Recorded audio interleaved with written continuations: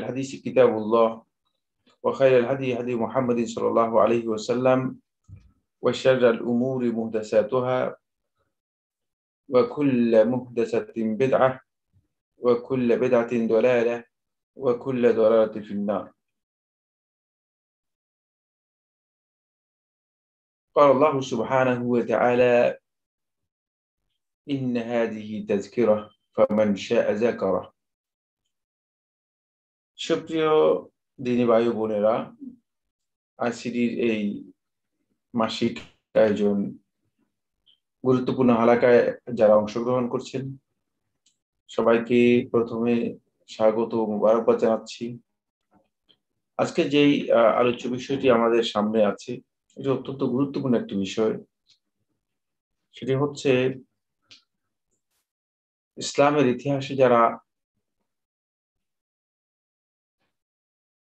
অত্যন্ত গুরুত্বপূর্ণ ভূমিকা এবং স্বাক্ষর রেখে গিয়েছেন তাদের অন্যতম এক প্রসিদ্ধ ব্যক্তিত্ব, যিনি গোটা মুসলিম উম্মার কোটি কোটি মানুষের অন্তরে স্থান করে নিয়েছেন। কিয়ামত পর্যন্ত মুসলিম উম্মার কাছে যিনি সমাদৃত হবেন এই ধরনের একজন ইমাম। আমরা তার জীবন সংক্রান্ত বিষয় নিয়ে কথা বলবো। তিনি হচ্ছেন ইমাম আবু হানিফা রাহিমাহুল্লাহ তাআলা। আমরা তার জীবন থেকে শিক্ষা এবং দিক নির্দেশনামূলক কিছু কথা আলোচনা করব। বন্ধুগণ, এই সমস্ত ব্যক্তিত্ব যারা বিশ্বময় ইসলামের অনেক বড় খেদমত করে গিয়েছেন, তারা সত্যিকার অর্থে জীবন যাপনের ক্ষেত্রে তাদের অনুসরণ করার অনেক বিষয় রয়েছে। তাদের জীবনে এমন কতগুলো বিষয় আছে যেগুলো মানুষ সত্যিকার ভাবে অনুসরণ করতে পারে। সেখান থেকে নিজেদের জীবনের জন্য পাথেয় পুঁজি নিজেদের জীবনের জন্য মানুষ সংগ্রহ করতে পারে। এই যে কাজটুকু আমার বন্ধুগণ, এটা আমরা ইমাম আবু হানিফা রহমতুল্লাহ আলাই তার জীবনী থেকে চেষ্টা করব আজকের এই সংক্ষিপ্ত আলোচনায় আপনাদের কাছে ফুটিয়ে তোলার জন্য যতটুকু সম্ভব হয়। আল্লাহ সুবহানাহু ওয়া তাআলার কাছে আমি প্রথমেই এই তৌফিক কামনা করছি আল্লাহ রাব্বুল আলামিন আমাদের সবাইকে এই মহান ইমাম ব্যক্তিত্ব, যাকে বিশ্ববাসী আসলে যার ইমামতির বিষয়ে স্বীকৃতি দিয়েছেন, তার এই ইমামের জীবনী থেকে আমাদেরকে শিক্ষা গ্রহণ করার জন্য তৌফিক দান করুন। আমরা সেই বিষয়গুলোর জন্য আপনাদের সামনে তুলে ধরতে পারি, সে তৌফিক আমাদেরকে আল্লাহ সুবহানাহু ওয়া তাআলা দান করুন। সম্মানিত দিনী ভাই বোনেরা যারা অংশগ্রহণ করছেন, প্রথমে আমি একটি বিষয় দৃষ্টি আকর্ষণ করছি, যে ইমাম বলতে কি বোঝায়, আর ইমাম শব্দটি কি আদৌ আমাদের জন্য, বা আমরা ইমাম শব্দটা এটি কতটুকু প্রযোজ্য ব্যবহারের ক্ষেত্রে। ইমাম আবু হানিফা রহমতুল্লাহ আলাই বা সহ যে সমস্ত ইমামদের ব্যাপারে আমরা ইমাম শব্দ ব্যবহার করে থাকি, আমাদের কনসেপ্টে অর্থাৎ আহলুস সুন্নাহ ওয়াল জামাতের কনসেপ্টে ইমামের যে সংজ্ঞা রয়েছে আর ভিন্ন আকীদা তথা রাফিজিদের কনসেপ্টে অথবা খারিজিদের কনসেপ্টে যেই ইমামের সংজ্ঞা রয়েছে, দুইটা কি এক? এই বিষয়টি একটু ক্লিয়ার করতে চাই, কারণ ইমাম শব্দটা এই বক্তব্যটুকু এটা কমন ভাবে অনেকেই ব্যবহার করে থাকে। বিশেষ করে আমরা সালাতের ইমামকেও ইমাম বলে থাকি, আর রাষ্ট্রের যিনি প্রধান, রাষ্ট্রের যিনি শাসক তিনিও ইমাম, এবং তাকেও ইমাম বলা হয় থাকে। হাদিসের পরিভাষায় তিনি ইমাম, আইম্মাতুল মুসলিমিন। রাসূলুল্লাহ সাল্লাল্লাহু আলাইহি ওয়াসাল্লাম যখন নসিহতের হাদিসের মধ্যে রাসূলুল্লাহ সাল্লাল্লাহু আলাইহি ওয়াসাল্লাম বলেছেন, তামিম আদ-দারির বর্ণিত সহিহ মুসলিম হাদিসের মধ্যে বলেছেন এই কথা, যে ওয়ালি আইম্মাতিল মুসলিমিন ওয়া আম্মাতিহিম, মুসলিম ইমামদের জন্য তারা নসিহত করবে। মুসলমানদের নসিহতের একটি ক্ষেত্র রাসূলুল্লাহ সাল্লাল্লাহু আলাইহি ওয়াসাল্লাম বলেছেন মুসলিম ইমামদের জন্য। ইমাম বলতে এখানে শাসকদেরকে বোঝানো হয়েছে। তাহলে আমরা এখানে এই কথাটা পেয়ে গিয়েছি, সেটা হচ্ছে ইমামের একটা অর্থ হচ্ছে শাসক, সেটা আমাদের কাছে স্পষ্ট হয়েছে, যাদেরকে আল্লাহ সুবহানাহু ওয়া তাআলা কোরআন কারীমের মধ্যে উলুল আমর হিসেবেও উল্লেখ করেছেন। আমরা কোরআন কারীমের সূরা আন-নিসার 59 নম্বর আয়াতের মধ্যে সেটি লক্ষ্য করেছি বা পেয়েছি। আসুন, ইমাম শব্দটি আমরা যদি খুব ভালো করে খেয়াল করে দেখব, যে শিয়া রাফিজি সম্প্রদায় ইমাম বলতে তারা বুঝায় তাদের যেই সুনির্দিষ্ট সংখ্যক ইমাম আছে যাদের জন্য তারা ইমামতের স্বীকৃতি দিয়েছেন এবং তাদের পরবর্তীতে যাদেরকে তারা ওই ইমামদের স্থলাভিষিক্ত মনে করে থাকেন এই সমস্ত ব্যক্তি থেকে তারা ইমাম মনে করে থাকেন। ইমামত বলতে তারা মনে করে থাকেন যে এমন ব্যক্তি বা সত্তা যিনি ইসলামের ক্ষেত্রে একেবারেই নির্ভুল, ওহির মাধ্যমে তিনি সাহায্যপ্রাপ্ত না হলেও তিনি আল্লাহ রাব্বুল আলামিনের পক্ষ থেকে বিভিন্ন ভাবে ইনস্ট্রাকশন অথবা ইন্সপাইরেশন পেয়ে সমৃদ্ধ হন এবং তিনি পরিপূর্ণরূপে নির্ভুল, মাসুম, মানে গুনাহ মুক্ত, একেবারেই মানে কোনো ধরনের তার ত্রুটি বিচ্ছুতি নেই, তিনি সকল প্রকার গুনাহ থেকে মুক্ত। তার প্রতিটি কথাই ওহীর মর্যাদা বহন করে। এজন্য যুগে যুগে শিয়াদের ধারণা হচ্ছে যে তারা আলী ইবনে আবি তালেব রাদিয়াল্লাহু তাআলা থেকে আরম্ভ করে একেবারেই তার পরবর্তী তারা এক ধরনের একটা ইমাম বের করেছেন। সর্বশেষ তাদের ইমাম হচ্ছেন 12 নম্বর ইমাম, যিনি আমরা জানি যে আবুল হাসান আসকারী রাহিমাহুল্লাহ তাআলা সম্পর্কে বলেছেন, মাহমুদুল হাসান আল আসকারী রাহিমাহুল্লাহ তাআলা তিনি বলছেন যে সর্বশেষ ইমাম 12 নম্বর ইমাম। কিন্তু এই 12 নম্বর ইমাম একেবারে শেষ কিয়ামতের আগে আসবেন। এর আগে যে ইমামরা এসেছেন মানে তাদের স্থলাভিষিক্ত হবেন কিছু সংখ্যক ইমামদের অনুসারী, এরা ইমাম নয় কিন্তু এদের ইমামদের অনুসারী, কিন্তু এদের মর্যাদা ইমামদের। এই ইমাম কিন্তু আমাদের কনসেপ্টের মধ্যে নেই। এই ইমামতের কনসেপ্ট আহলুস সুন্নাত ওয়াল জামাতের আকীদা পরিপন্থী। আমরা ইমাম বলতে এটা বুঝাই না। ফলে ইমাম শব্দ এই ইতলাক আহলুস সুন্নাত ওয়াল জামাত যদি কোনো ব্যক্তির উপর করে থাকেন, ইমাম বলতে তাকে কি বোঝানো হয়? ইমাম বলতে তাকে বোঝানো হয় তাকে এমন ব্যক্তি হুয়া রাজুল আল্লাযী লাহু শুহরাতুন ওয়া আতবা, যে এমন ব্যক্তি যে ব্যক্তির প্রসিদ্ধি রয়েছে এবং অনুসারী রয়েছে। যেহেতু অনুসারী, ইমাম শব্দের শাব্দিক অর্থ হচ্ছে আল্লাযী ইউক্তাদা বিহি, মানে যার অনুসরণ করা হয়। আর একজন লোক যেহেতু তার অনুসারী আছে এই জন্য তাকে ইমাম বলা হচ্ছে। এটা হলো আহলুস সুন্নাত ওয়াল জামাতের কনসেপ্ট। এই ক্ষেত্রে যাদের ফিকরি মানে আকীদাগত দিক থেকে অথবা ইজতিহাদের দিক থেকে যাদের বিভিন্ন অনুসারী আছে তারা সবাই ইমাম। কিন্তু এই ইমামের জন্য শর্ত নয় যে ইমাম হতে পারে যে ইমাম ফিদ দলালা বিভ্রান্তির ইমাম, অথবা হতে পারে যে ইমাম ফিল হিদায়া, ইমাম ফিস সুন্নাহ, সুন্নাহর ব্যাপারে ইমাম।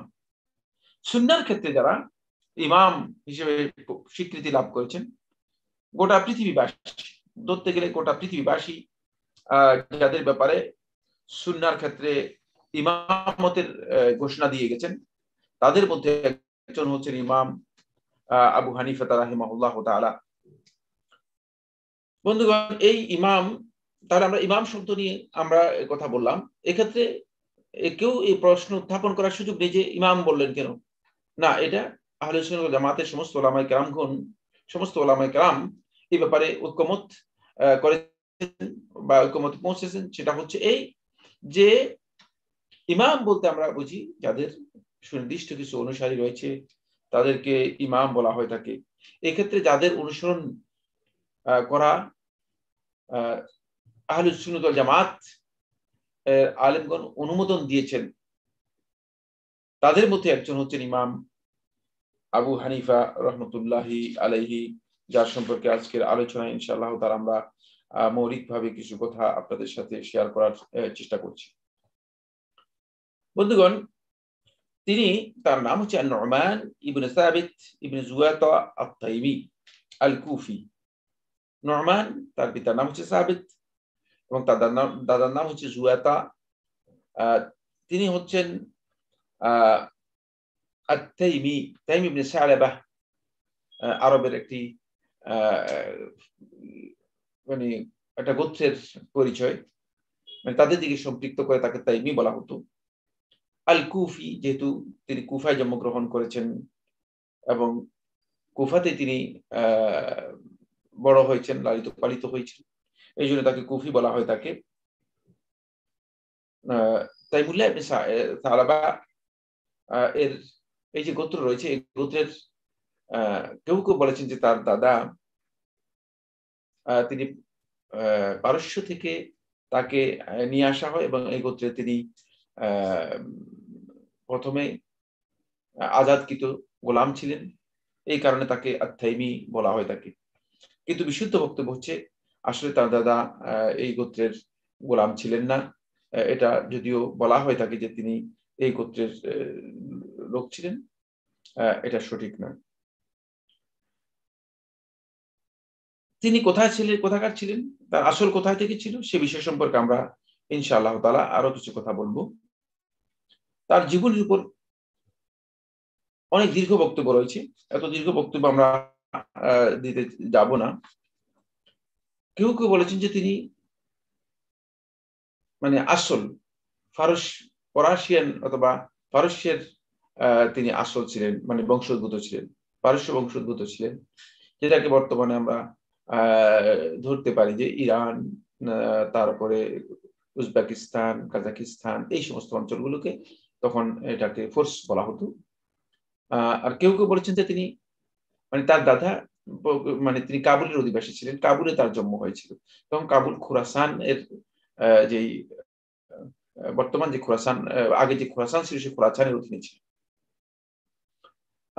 কেউ কেউ বলেছেন কাবুল নয়, বরং বাবেলের অধিবাসী ছিলেন। বাবেল হচ্ছে ইরাক, বর্তমান যে ইরাক রয়েছে, ইরাকে বাবেলের ছিলেন। কেউ কেউ বলেছেন যে তিনি আম্বার, এটাও ইরাকে, মানে কুফার একটু দূরেই আম্বারের তিনি অধিবাসী ছিলেন তার দাদা।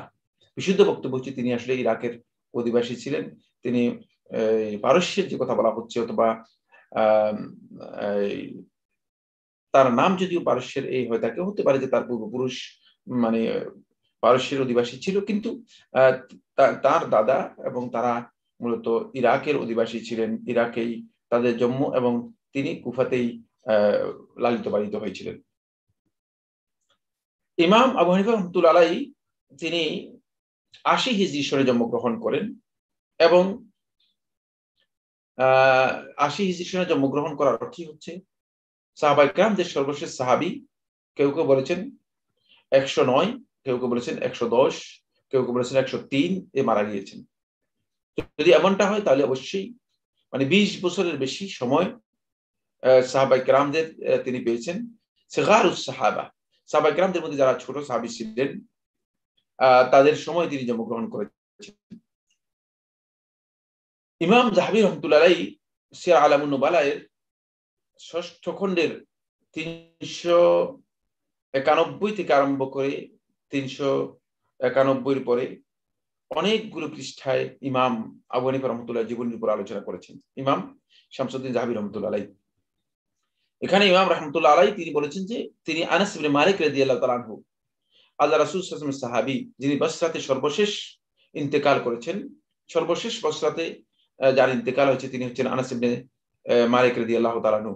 এই সাহাবী রাসূলুল্লাহ সাল্লাল্লাহু আলাইহি ওয়াসাল্লামের ১০ বছরের খাদেম ছিলেন এবং রাসূলুল্লাহ সাল্লাল্লাহু আলাইহি ওয়াসাল্লামের অত্যন্ত কাছের সাহাবীদের মধ্যে একজন ছিলেন। যদি রাসূলুল্লাহ সাল্লাল্লাহু আলাইহি ওয়াসাল্লাম ছোটবেলা থেকে খেদমত করেছেন, কিন্তু রাসূলুল্লাহ সাল্লাল্লাহু আলাইহি ওয়াসাল্লামের কাছেই ছিলেন।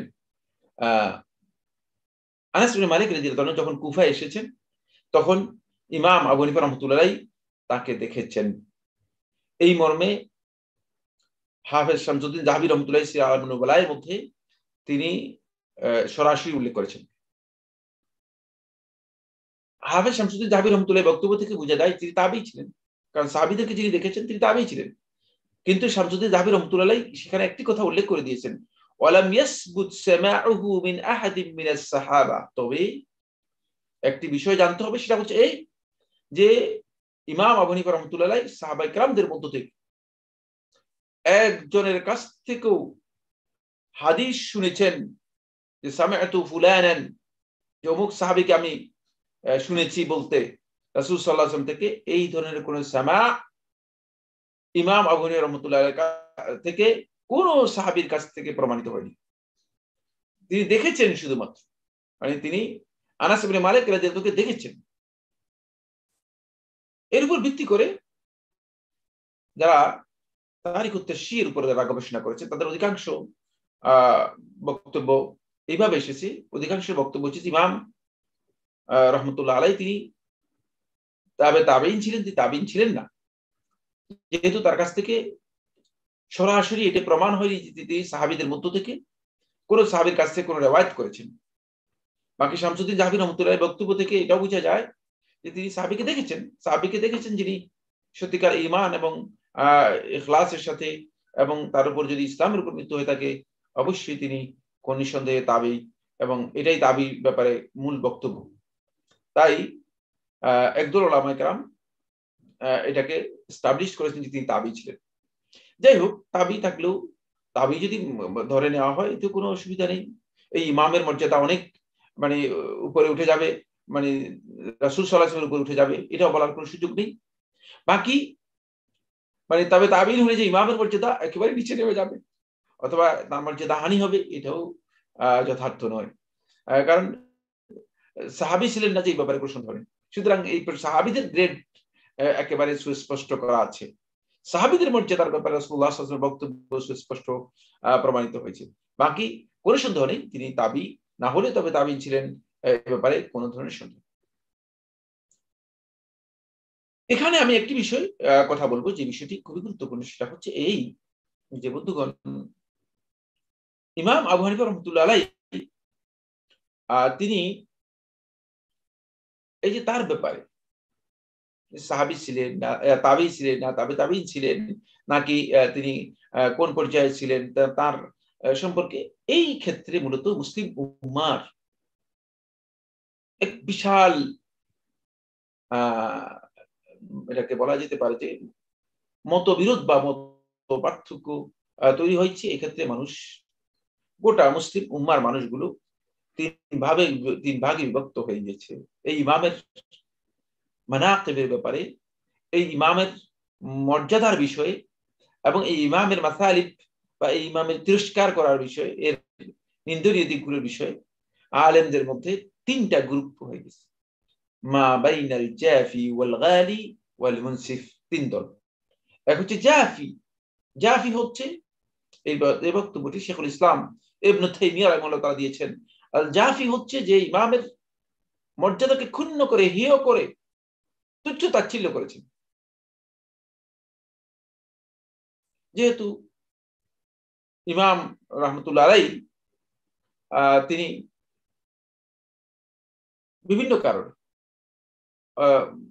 অনেকের কাছেই তার ব্যাপারে বিভিন্ন প্রশ্ন এসেছে, ফলে একদল লোক সেগুলোকে পুঁজি করে তার বিরুদ্ধে ব্যাপক প্রচারণা করেছে।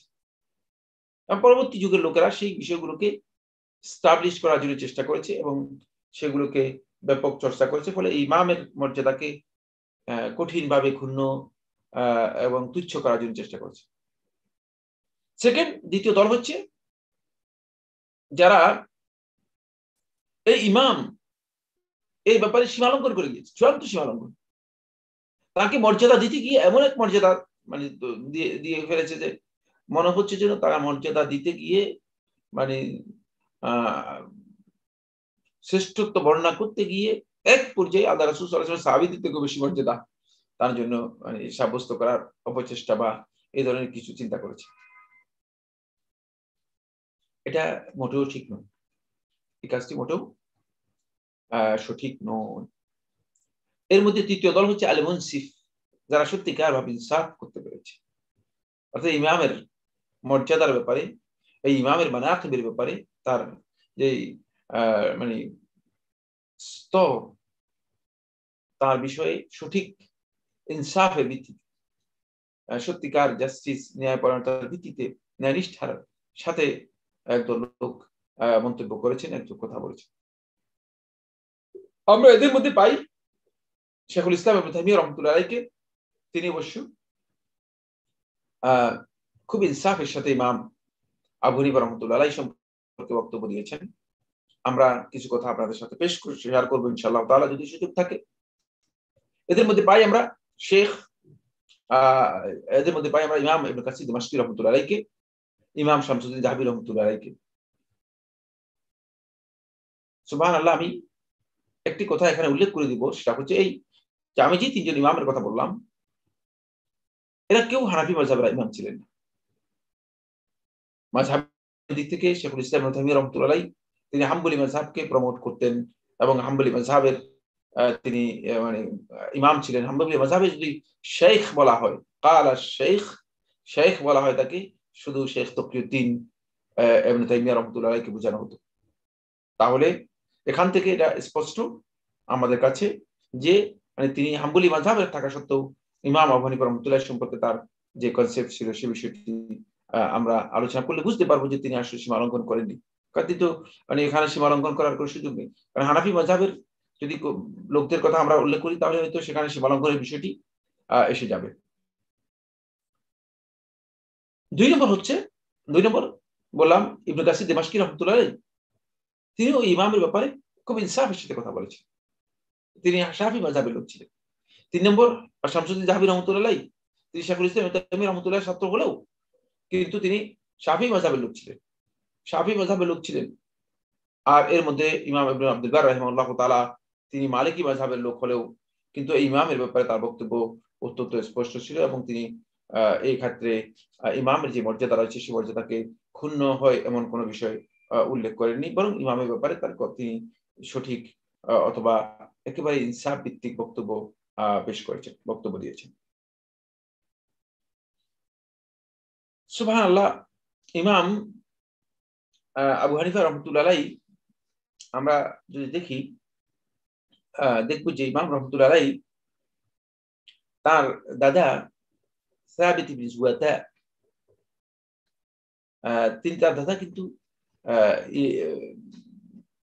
ভালো মুসলিম ছিলেন এবং তিনি আলী ইবনে আবি তালেব রাদিয়াল্লাহু তাআলার সাথে সাক্ষাৎ করেছেন। তিনি তাবেঈ ছিলেন যে কোন ধরনের সন্দেহ নেই। তার সম্পর্কে শামসুদ্দিন যাহাবী রাহমাতুল্লাহ আলাইহি সিরাত আলামুন নুবালা এর মধ্যে ইসমাঈল ইবনে হাম্মাদ ইবনে আবি হানিফা অর্থাৎ আবু হানিফা রাহমাতুল্লাহ আলাইহির নাতি, হাম্মাদ হচ্ছেন ছেলে হাম্মাদ, আর হাম্মাদের ছেলে হচ্ছে নাতি। তিনি বর্ণনা করেন যে আমার দাদা তিনি আলী ইবনে আবি তালেব রাদিয়াল্লাহু তাআলার কাছে গিয়েছেন যখন ইমাম আবু হানিফা রাহমাতুল্লাহ মানে সাবেত বলতে দাদা মানে আবু হানিফা রাহমাতুল্লাহ আলাইহির বাপকে বোঝাচ্ছেন যে আমার দাদা সাবেত আলী ইবনে আবি তালেব রাদিয়াল্লাহু তাআলার কাছে গেছেন যখন ইমাম তিনি ছোট ছিলেন। তখন এই দাদার জন্য আলী ইবনে আবি তালেব রাদিয়াল্লাহু তাআলা আনহু বরকতের দোয়া করেছেন এবং তার সন্তান সন্ততির বরকতের দোয়া করেছেন। এবং তিনি বলেন ওয়ানাহনু নারজু মিনাল্লাহি আন ইয়াকুনা ইসতাজাবা যালিকা লিআলী রাদিয়াল্লাহু তাআলা আনহু, আমরা মনে করে থাকি যে আমাদের ব্যাপারে আলী ইবনে আবি তালেব রাদিয়াল্লাহু তাআলা আনহু যে দোয়া করেছিলেন এই দোয়ারই ফলশ্রুতি হচ্ছে আমাদের এই ইমাম নু'মান ইবনে সাবিত অর্থাৎ ইমাম আবু হানিফা রাহমাতুল্লাহ আলাইহি। তার দাদা আলী ইবনে আবি তালেব রাদিয়াল্লাহু তাআলার কাছে তিনি নেইরুজ, তখনকার সময় নেইরুজ হচ্ছে নববর্ষ উপলক্ষে একটি উপঢৌকন নিয়ে যায়। নববর্ষের উপঢৌকন নিয়ে যায়। নববর্ষের উপঢৌকন দেওয়া যে জায়েজ নয় এবং নববর্ষের উপঢৌকন যে নেই মানে এই বিষয়টি এখানেই বর্ণিত হয়েছে। নববর্ষ এবং ইয়াউমুন নেইরুজ হচ্ছে পারস্যদের ঈদের দিন, নববর্ষের দিন। এই দিন তারা ঈদ পালন করত। আলী ইবনে আবি তালেব রাদিয়াল্লাহু তাআলার কাছে তিনি একটা উপঢৌকন নিয়ে যান। কে এই ব্যক্তি? তিনি হচ্ছেন আবু হানিফা রাহমাতুল্লাহ আব্বা, ইসমাঈলের মানে পরদাদা, ইসমাঈলের পরদাদা। তিনি বলেন যে উপঢৌকন নিয়ে যান, তার জন্য কিছু ফালুদা নিয়ে যান। এগুলো ফালুদা এক ধরনের মিষ্টি জাতীয় তখনকার খাবার ছিল, সে নিয়ে যান। তখন আলী ইবনে আবি তালেব রাদিয়াল্লাহু তাআলা তার উপঢৌকন গ্রহণ করবেন কি করবেন না এই নিয়ে আলী ইবনে আবি তালেব রাদিয়াল্লাহু বললেন নাউরুজুনা কুল্লা ইয়াউম, আমাদের নববর্ষ তো প্রতিদিন। নাউরুজুনা কুল্লা ইয়াউম, কেউ কেউ বলেছেন যে এটা মাহারজান ছিল, ইয়মুল মাহারজান ছিল। তখন তিনি বলছেন মাহারজান উনা খুল্লা ইয়ম, আমাদের অনুষ্ঠান, আমাদের ফেস্টিভ্যাল তো প্রতিদিন। সুতরাং আমরা এখানে আমাদের কোনো এই বিষয়ে তেমন কোনো গুরুত্ব নেই। এখান থেকে বোঝা যাচ্ছে যে কেউ কেউ বলেছেন যে ইমাম আলী ইবনে আবি তালিব রাদিয়াল্লাহু তাআলা আনহু তিনি তার এই উপঢৌকন গ্রহণ করেননি, বলছেন যে না আমরা এটা গ্রহণ করবো না। কেউ কেউ বলেছেন যে তিনি উপঢৌকন গ্রহণ করেছেন। এই বিষয়ে আমরা তাহকিকে যাচ্ছি না, যেহেতু আমাদের হাতে এই সময় নেই, এই জন্য আমরা এই বিষয়ে কথা আর বলবো না।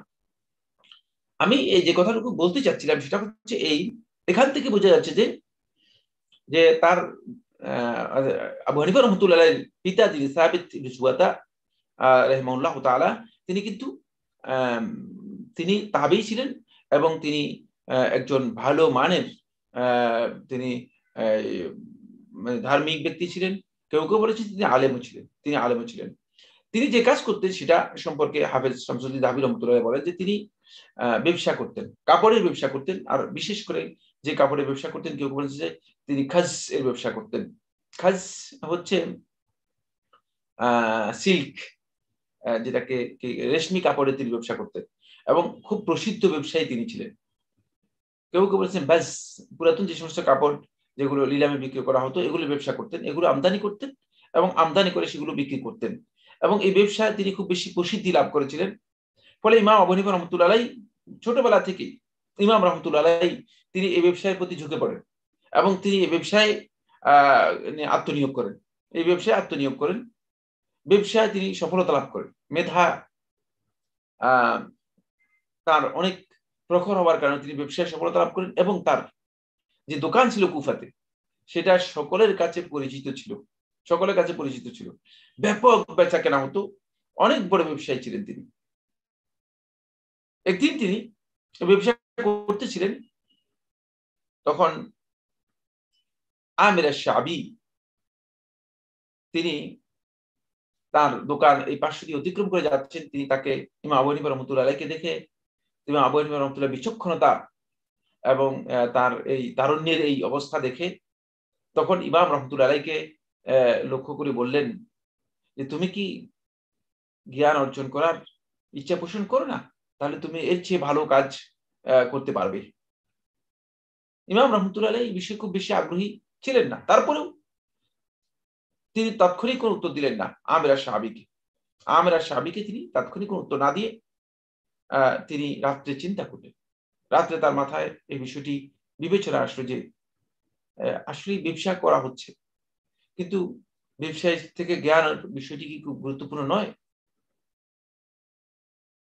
তখন তার মাথার মধ্যে এটা আসলো, এই বিষয়টি খুবই স্পষ্ট হলো যে না, আমার জ্ঞান অর্জন করা দরকার। সেখান থেকেই আমির আশ-শাবি রাদিয়াল্লাহু তাআলা আনহু, তিনি তাবেঈ ছিলেন। আহ তিনি তাবেঈদের অন্যতম একজন ব্যক্তি ছিলেন এবং আহলে হাদিসদের মধ্যে প্রসিদ্ধ বর্ণনাকারীদের মধ্যে তিনি একজন ছিলেন।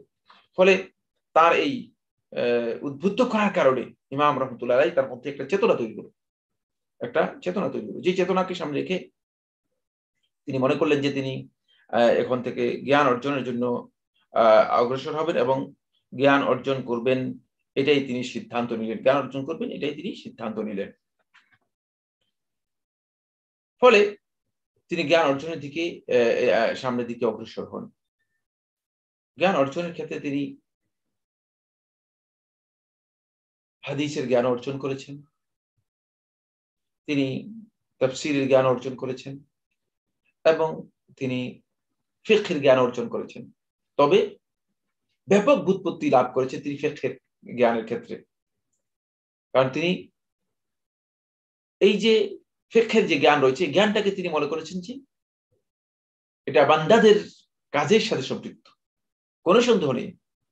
কারণ ফিকহের বিষয়টি যেটি মানুষের ইবাদতের সাথে সম্পৃক্ত, মানুষের জীবন যাপনের সাথে সম্পৃক্ত, বান্দার কাজ যেগুলো আছে এই কাজের সাথে সম্পৃক্ত। সুতরাং এই জ্ঞান ইসলামের মূল জ্ঞান। আপনি শুধুমাত্র হাদিস মুখস্থ করলেন, এরপরে হাদিস পড়ালেন, লোকদের কাছে হাদিস বর্ণনা করলেন, এটা একটা জ্ঞান। কোরআনে কারীমের তাফসীর পড়লেন, তাফসীরের জ্ঞান মানুষের কাছে বিতরণ করলেন, এটা একটা জ্ঞান। এভাবে বিভিন্ন ধরনের জ্ঞান আছে। কিন্তু ফিকহের জ্ঞানটা হচ্ছে এমন একটি জ্ঞান যে জ্ঞান মূলত মানুষের জীবনের সাথে নিবিড়ভাবে জড়িত। মানুষের জীবনের প্রত্যেকটি ক্ষেত্রেই যখন কোনো ব্যক্তি আপনাকে প্রশ্ন করবে, তিনি এই কথা প্রশ্ন করবেন যে আয়াতের তাফসীরের মধ্যে শাআবী কি বলেছে, তারপর এই আয়াতের তাফসীরের মধ্যে ইবনে সিরিন কি বলেছে, আয়াতের তাফসীরের মধ্যে মুজাহিদ কি বলেছে, ইত্যাদি ইত্যাদি। না, এটা কেউ প্রশ্ন করবে। তারপরে যখন কেউ প্রশ্ন করবে তখন তিনি প্রশ্ন করবেন না যে, কারণ এই ব্যক্তির প্রয়োজন নেই যে শাহর ইবনে হাওশাব সম্পর্কে কি বলেছেন, আবু হানিফা ইমাম আহমদ ইবনে হাম্বল রহমতুল্লাহ কি বলেছেন, শাহর ইবনে হাওশাব সম্পর্কে ইবনে হাজার আসকালানী রহমতুল্লাহ কি বলেছেন, ইমাম ইবনে মাঈন রহমতুল্লাহ কি বলেছেন, আলী ইবনে মাদিনী কি বলেছেন, তার মানে সেকাহ কি সেকা নয়, এগুলো আপনাকে কেউ প্রশ্ন করবে না, কারণ এগুলো মানুষের মানুষের জীবনের সাথে নিবিড়ভাবে জড়িত নয়। কিন্তু যখনই কোনো ব্যক্তি প্রশ্ন করবে, সেটা যেই হোক না কেন, সে একটি প্রশ্ন করবে, একটি গুরুত্ব দিবে, সেটা হচ্ছে যে ভাই এই আমার এই মাসালাটি ঠিক আছে কিনা, আমার এই কাজটি ঠিক আছে কিনা। সুতরাং এই জন্য ইমাম রহমতুল্লাহ আলাইহি সবচেয়ে বেশি গুরুত্ব দিয়েছেন যে মাসালা, যে বিষয় তিনি সামনে তার বক্তব্যের মধ্যে আসবে, সেটা হচ্ছে তিনি অত্যন্ত গুরুত্ব দিয়ে ফিকহের মধ্যে সবচেয়ে বেশি ব্যুৎপত্তি অর্জন করেছেন, সবচেয়ে বেশি ব্যুৎপত্তি অর্জন করেছেন। আমরা খুব সংক্ষেপে ইমাম রহমতুল্লাহ আলাইহি যাদের কাছে ইমাম রহমতুল্লাহ আলাইহি সরাসরি জ্ঞান অর্জন করেছেন তাদের সম্পর্কে আমরা বলবো। আতা ইবনে আবি রাবাহ, তিনি তাবী ছিলেন, প্রসিদ্ধ তাবী, তার কাছ থেকে তিনি জ্ঞান অর্জন করেছেন। আমির আশ-শাবি, জাবাল ইবনে সুহাইল, আদি ইবনে সাবিত, আব্দুর রহমান ইবনে হুরমুজ আল-আরাজ, আমর ইবনে দিনার, নাফি মাওলা ইবনে উমর, নাফি মাওলা ইবনে উমর। ইবনে উমরের একেবারে কাছের মানুষ। ইবনে উমরের যে জ্ঞান, মানে যে জ্ঞান ইবনে উমর রাদিয়াল্লাহু তাআলা আনহুর কাছ থেকে নাফি বর্ণনা করেছেন সমস্ত বিষয়গুলো, এবং তার কাছ থেকে সরাসরি ইমাম আবু হানিফা রাহমাতুল্লাহ আলাইহি তার কাছ থেকে তার ছাত্র ছিলেন, ইমাম আবু হানিফা রাহমাতুল্লাহ তার কাছে পড়েছেন।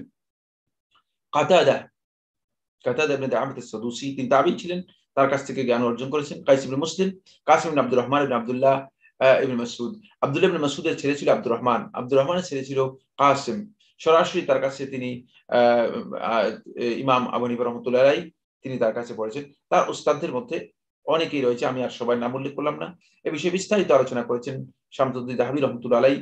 তিনি সিয়ার আলামুন নুবালায় ৬ষ্ঠ খণ্ডের ৩৯১ পৃষ্ঠায় আপনারা বিস্তারিত পেয়ে যাবেন। তার উস্তাদদের লিস্ট তিনি উল্লেখ করেছেন। তিনি অনেকের কাছ থেকে তিনি কি করেছেন, জ্ঞান অর্জন করেছেন। তবে এদের মধ্যে তিনি সবচেয়ে বেশি যার কাছ থেকে উপকৃত হয়েছেন তিনি হচ্ছেন হাম্মাদ ইবনে আবি সুলাইমান। হাম্মাদ ইবনে আবি সুলাইমানের কাছ থেকে তিনি ফিকহের ব্যুৎপত্তি লাভ করেছেন। আর হাম্মাদ ইবনে আবি সুলাইমান তিনি সরাসরি ফিকহের ব্যুৎপত্তি লাভ করেছেন দুইজনের কাছ থেকে। তিনি ইব্রাহিম আন-নাখাঈ এবং আলকামা, এই দুইজনের কাছ থেকে। এরা দুইজনই প্রসিদ্ধ তাবেঈ ছিলেন।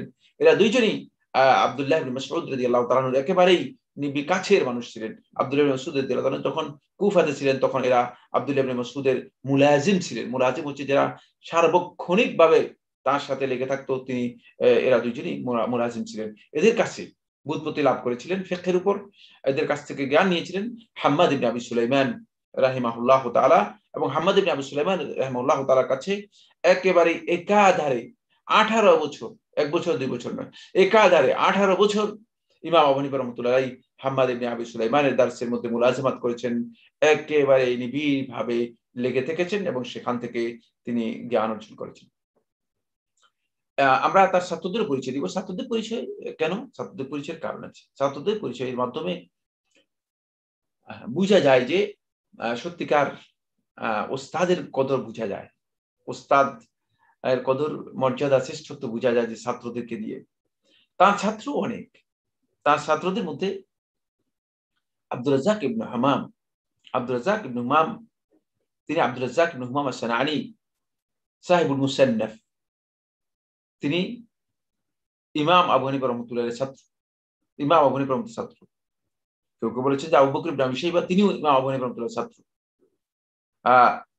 ইমাম আহমদ ইবনে হাম্বল রাহমাতুল্লাহ আলাইহির উস্তাদ ছিলেন আব্দুর রাজ্জাক ইবনে হাম্মাম আস-সানাআনী রাহমাতুল্লাহ আলাইহি। তিনি ইমাম আহমদ ইবনে হাম্বল রাহমাতুল্লাহ আলাইহির উস্তাদ ছিলেন আর আবু হানিফা রাহমাতুল্লাহর ছাত্র ছিলেন।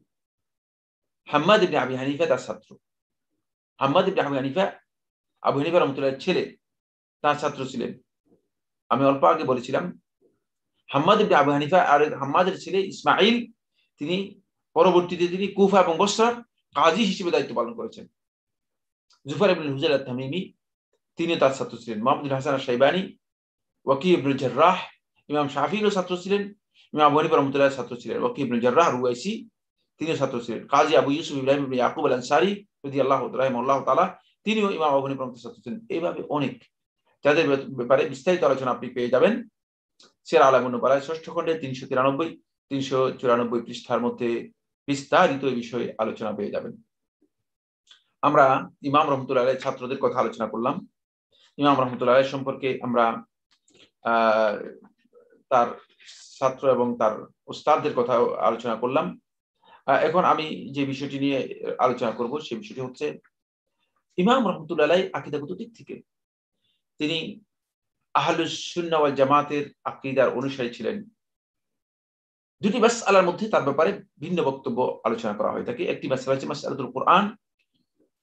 এই ক্ষেত্রে তার কাছ থেকে কোরআনের মানা এর ব্যাপারে বলা হয়ে থাকে যে তিনি কোরআনে কারীমের মানা এটাকে তিনি কোরআন মনে করতেন। ফলে তিনি কোরআনে কারীমের মানায় যথেষ্ট লফজ যদি কেউ তেলাওয়াত নাও করে তাহলে তার আদায় হয়ে যাবে, এই বক্তব্য তিনি দিয়েছেন। বর্ণমে তার ছাত্রদের মধ্যে কেউ কেউ বর্ণনা করেছেন, কিন্তু এই বর্ণনাটি শুদ্ধ নয়। এই বর্ণনাটি ইমাম রহমতুল্লাহ থেকে সঠিক সাব্যস্ত হয়নি, যদিও হানাফি মাযহাবের পরবর্তী আলেমরা কি কারণে এই বিষয়টা ইমামের দিকে সম্পৃক্ত করেছেন আমার জানা নেই। এই রিওয়ায়াতের মধ্যে বর্ণনাকারী যিনি রয়েছেন তিনি ইমাম আবু হানিফা রাহমাতুল্লাহ ছাত্র হলেও তিনি তার রিওয়ায়াত একেবারেই দুর্বল, কেউ কেউ বলেছেন যে মোটেও গ্রহণযোগ্য নয়। আরেকটি মাসআলা হচ্ছে মাসআলাতুল ঈমান। মাসআলাতুল ঈমানের ক্ষেত্রে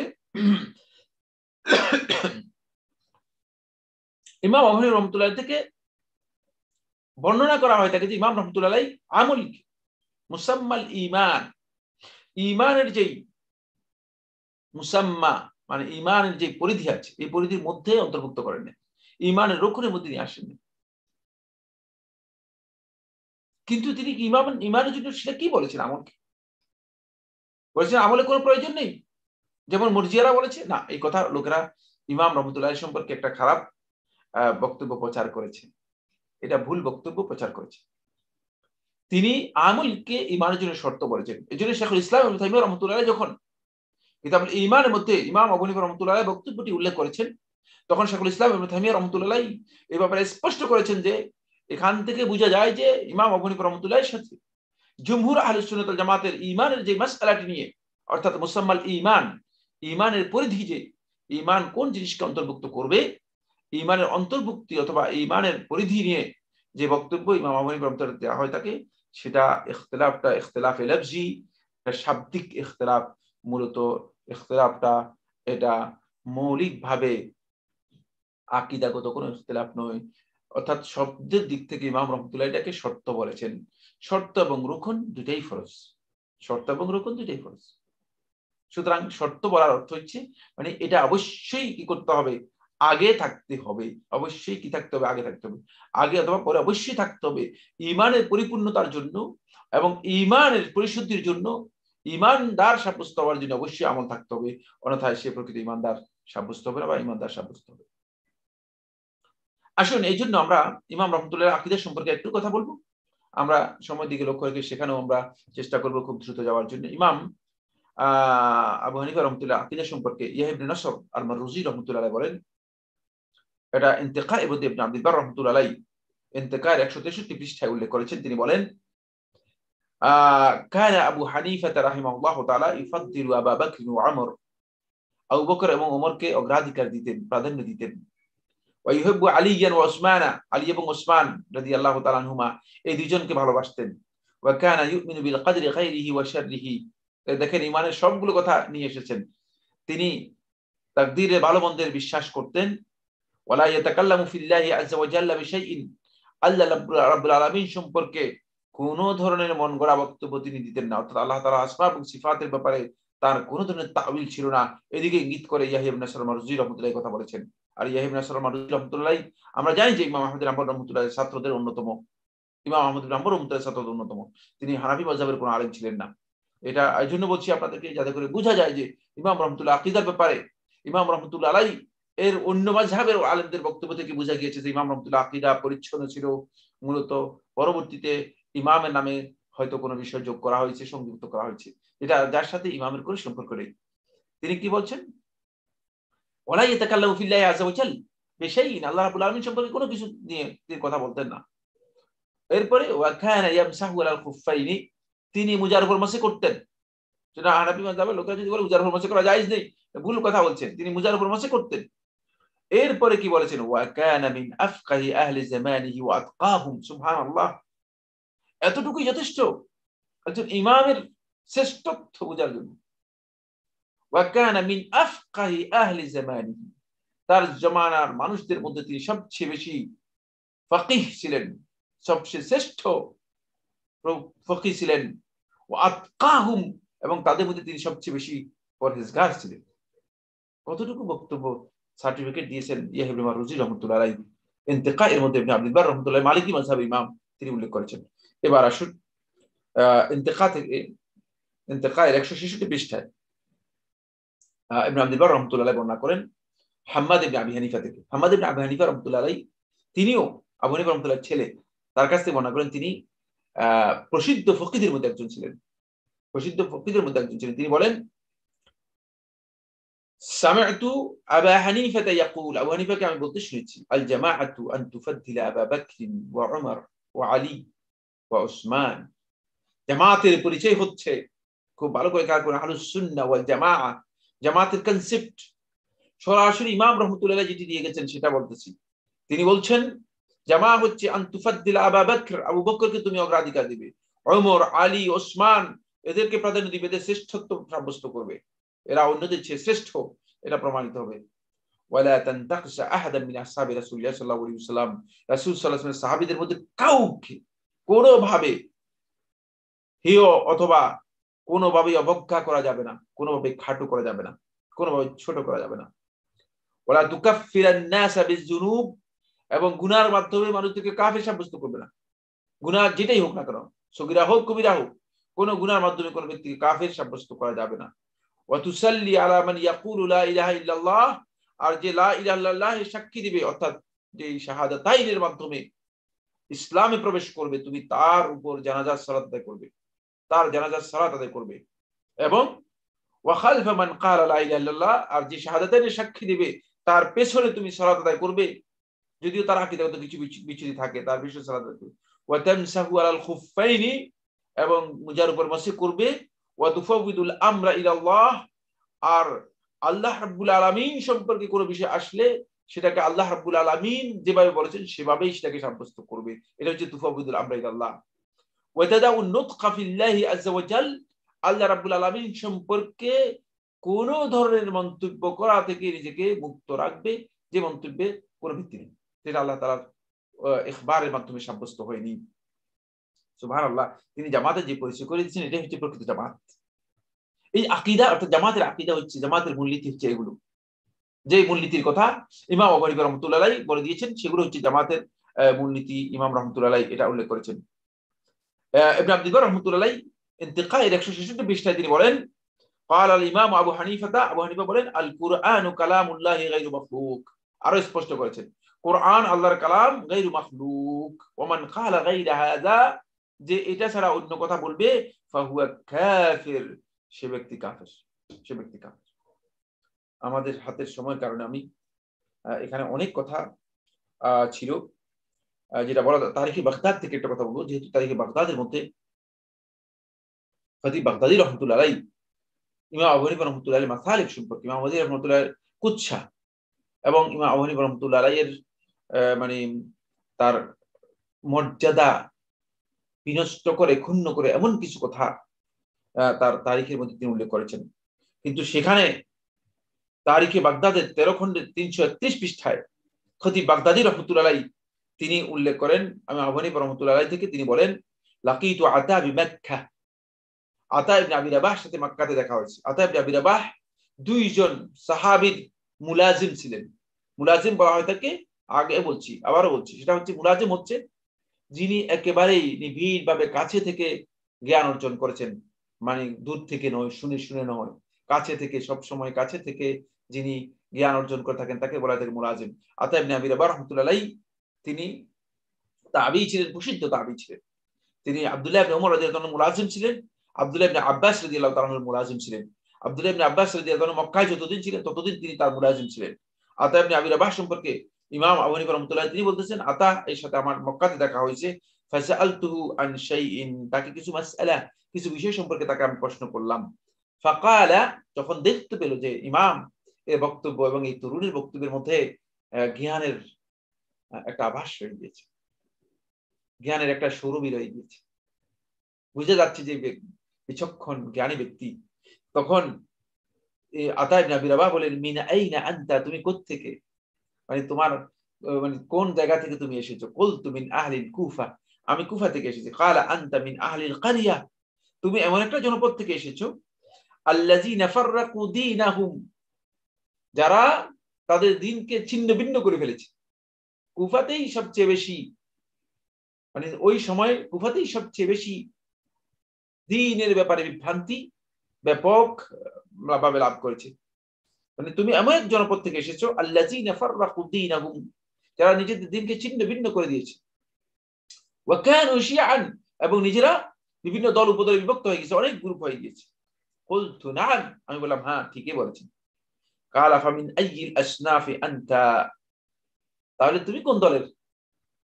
তুমি তো বললা যে ঠিক আছে, কথা তো মেনেই নিলা, কিন্তু তুমি কোন দলের? ফামিন আইয়িল আসনাফি আনত, তুমি কোন দলের?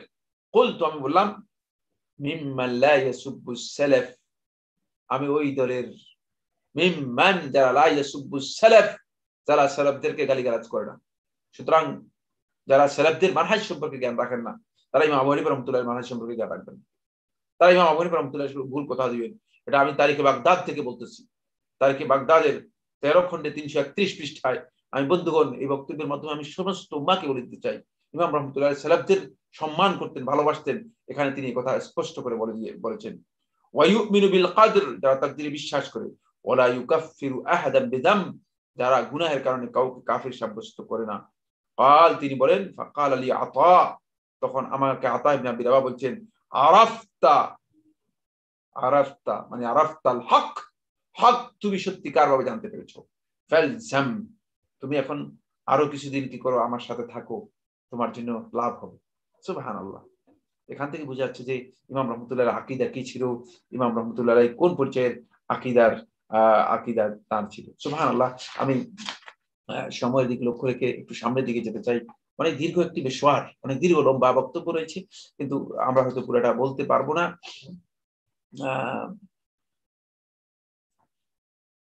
তার জ্ঞান অর্জনের বিষয়ে একটি কথা বলবো।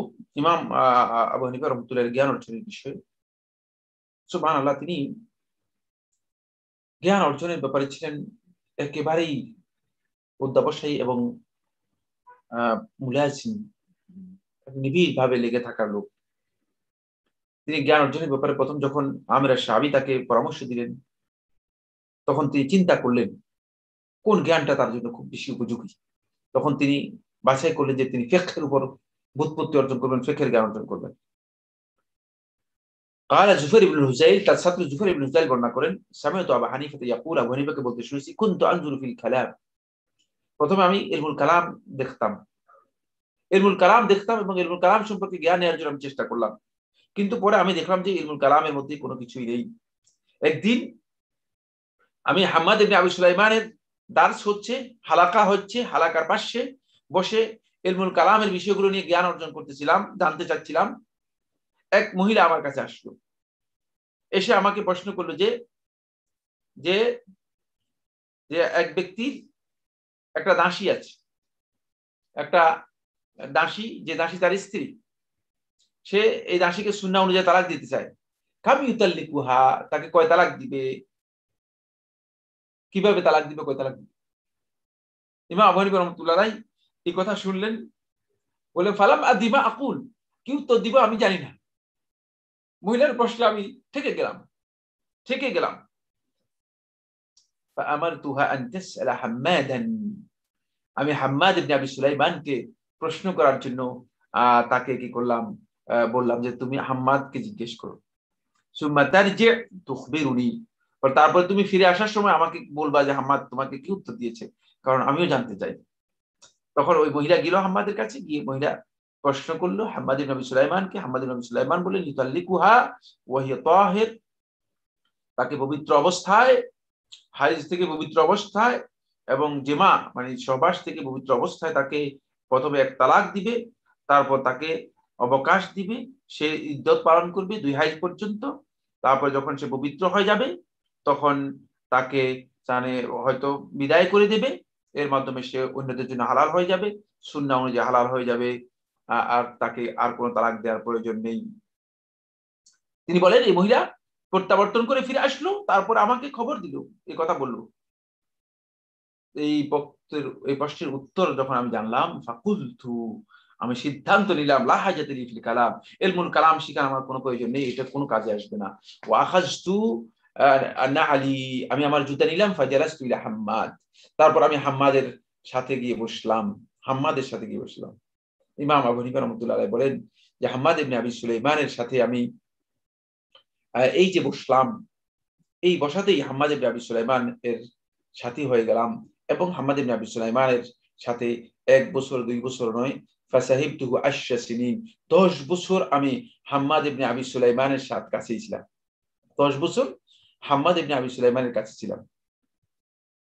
হাম্মাদ ইবনে আবি সুলাইমানের সব বিষয়গুলো আমি নিবিড়ভাবে তার সাথে মুলাজামাত করতেছিলাম।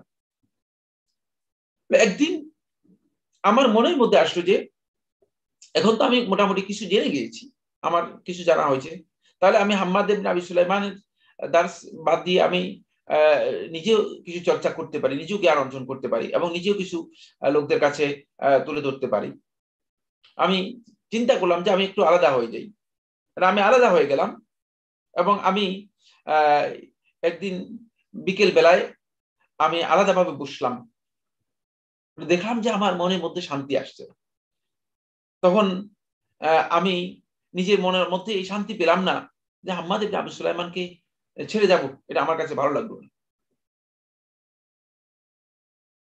ওই দিন রাত্রেই হঠাৎ করে হাম্মাদ ইবনে আবি সুলাইমানের এক আত্মীয় মারা গিয়েছে, এই সংবাদ আসলো। হাম্মাদ ইবনে আবি সুলাইমান বসরায় চলে গেলেন এবং তিনি কুফা ছেড়ে তিনি বসরায় চলে গেলেন।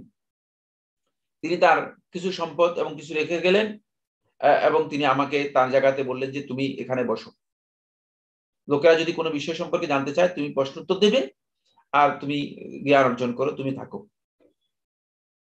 আমি আসা পর্যন্ত তুমি এখানে অপেক্ষা করবে। হাম্মাদ ইবনে আবি সুলাইমান আসার আগ পর্যন্ত আমি দেখলাম যে 2 মাস তিনি অনুপস্থিত ছিলেন। অনেকগুলো মাসাইল, অনেকগুলো ফিকহি মাসআলা আমার কাছে আসলো। আমি সবগুলো মাসআলার ব্যাপারে আমার কাছে যেগুলো আসলো আমি যেটা জানি সেটার উত্তর দিলাম এবং আমি সবগুলো মাসআলা হাম্মাদ ইবনে আবি সুলাইমানের কাছে তিনি 2 মাস পরে আসার পর তার কাছে পেশ করলাম। পেশ করার পরে তিনি বলেন প্রায় 60টি মাসআলা ছিল, প্রায় 60টি মাসআলা ছিল। ফাওয়াফাকানি ফি 40টি মাসআলায় হাম্মাদ ইবনে আবি সুলাইমান আমার সাথে ঐকমত পোষণ করলো, ওয়া খালাফানি ফি 20টি মাসআলায় দ্বিমত পোষণ করলো। ফাআলাইতু আলা নাফসি, তখন আমি নিজের উপর এই সংকল্প করলাম অথবা এই শপথ নিলাম, আল্লাহ উফারিকাহু হাত্তা ইয়ামুত, ততক্ষণ পর্যন্ত তাকে ছাড়বো না যতক্ষণ পর্যন্ত তার মৃত্যু না হবে। তার মৃত্যু পর্যন্ত আমি অপেক্ষা করলাম এবং 18 বছর আমি তার সাথে কি করলাম, তার সাথে আমি থাকলাম। সুবহানাল্লাহ, কিভাবে তিনি জ্ঞান অর্জনের জন্য এভাবে নিবিড়ভাবে অংশগ্রহণ করেছেন। এই বক্তব্যটি সিয়ার আলামুন নুবালায় 6ষ্ঠ খণ্ডে 397-398 পৃষ্ঠার মধ্যে এসেছে। আসুন ইমাম আবু হানিফা রাহমাতুল্লাহ আলাইহি তার কাছ থেকে খতিব বাগদাদী রাহমাতুল্লাহ 13 খণ্ডের 335 পৃষ্ঠা বর্ণনা করেন। তিনি বলেন যে আমি একদিন স্বপ্নে দেখলাম, এমন একটা স্বপ্ন যে স্বপ্ন আমাকে আফজাআতনি, আমাকে একটু বিষণ্ণ করে তুললো, আমাকে বিচলিত করলো। হাত্তা রাআইতু কাআন্নী আনবুশু কবর নবী সাল্লাল্লাহু আলাইহি ওয়াসাল্লাম, আমি দেখতে পেলাম যে মনে হচ্ছে আমি নবী সাল্লাল্লাহু আলাইহি ওয়াসাল্লাম কবর খুঁড়তেছি, নবী সাল্লাল্লাহু আলাইহি ওয়াসাল্লাম কবর আমি নাবশ করতেছি, দ্বিতীয় করে কবর খুলে ফেলতেছি। ফাআতাইতুল বাসরাতা, আমি কুফা থেকে বসরায় গেলাম। ফাআমারতু রাজুলান ইয়াসআলু মুহাম্মদ ইবনে সিরিন, এক ব্যক্তিকে বললাম যে মুহাম্মদ ইবনে সিরিনের কাছে যাও এবং এই আমার এই স্বপ্ন সম্পর্কে মানে একটু জিজ্ঞেস করো। তখন মুহাম্মদ ইবনে সিরিন রাহমাতুল্লাহ তাবেঈ ছিলেন। মুহাম্মদ ইবনে সিরিন রাহমাতুল্লাহ সবচেয়ে স্বপ্নের বেশি তাবির করতেন। মুহাম্মদ ইবনে সিরিনের কাছে ফাসআলাহু, তিনি গিয়ে জিজ্ঞেস করলেন, ফাকালা, তিনি বলেন, হাযা রাজুলুন ইয়ামবুশু আখবার নবী সাল্লাল্লাহু আলাইহি ওয়াসাল্লাম, এমন ব্যক্তি যে রাসূল সাল্লাল্লাহু আলাইহি ওয়াসাল্লামের হাদিসকে সে কি করবে, পরিপূর্ণরূপে খুঁড়ে বের করে নিয়ে আসবে। রাসূল সাল্লাল্লাহু আলাইহি ওয়াসাল্লামের হাদিসগুলোকে সত্যিকারভাবে তানকিয়া করবে, পরিশুদ্ধ যাচ পড়তাল করতে পারবে। এই বক্তব্য খতিব বাগদাদী রহমতুল্লাহ আলাইহি তিনি তার ইমাম আবু হানিফা রহমতুল্লাহ আলাইহি জ্ঞান অর্জনের ক্ষেত্রে তার যেই অবস্থান ছিল সেই অবস্থানটি তুলে ধরেছেন। বন্ধুগণ, ইমাম রহমতুল্লাহ আলাইহির যাকা, তার যেই মেধা এবং তার যেই তীক্ষ্ণ বুদ্ধিমত্তার বিষয় ছিল, সেই বুদ্ধিমত্তার বিষয়ে অনেকগুলো বক্তব্য রয়েছে।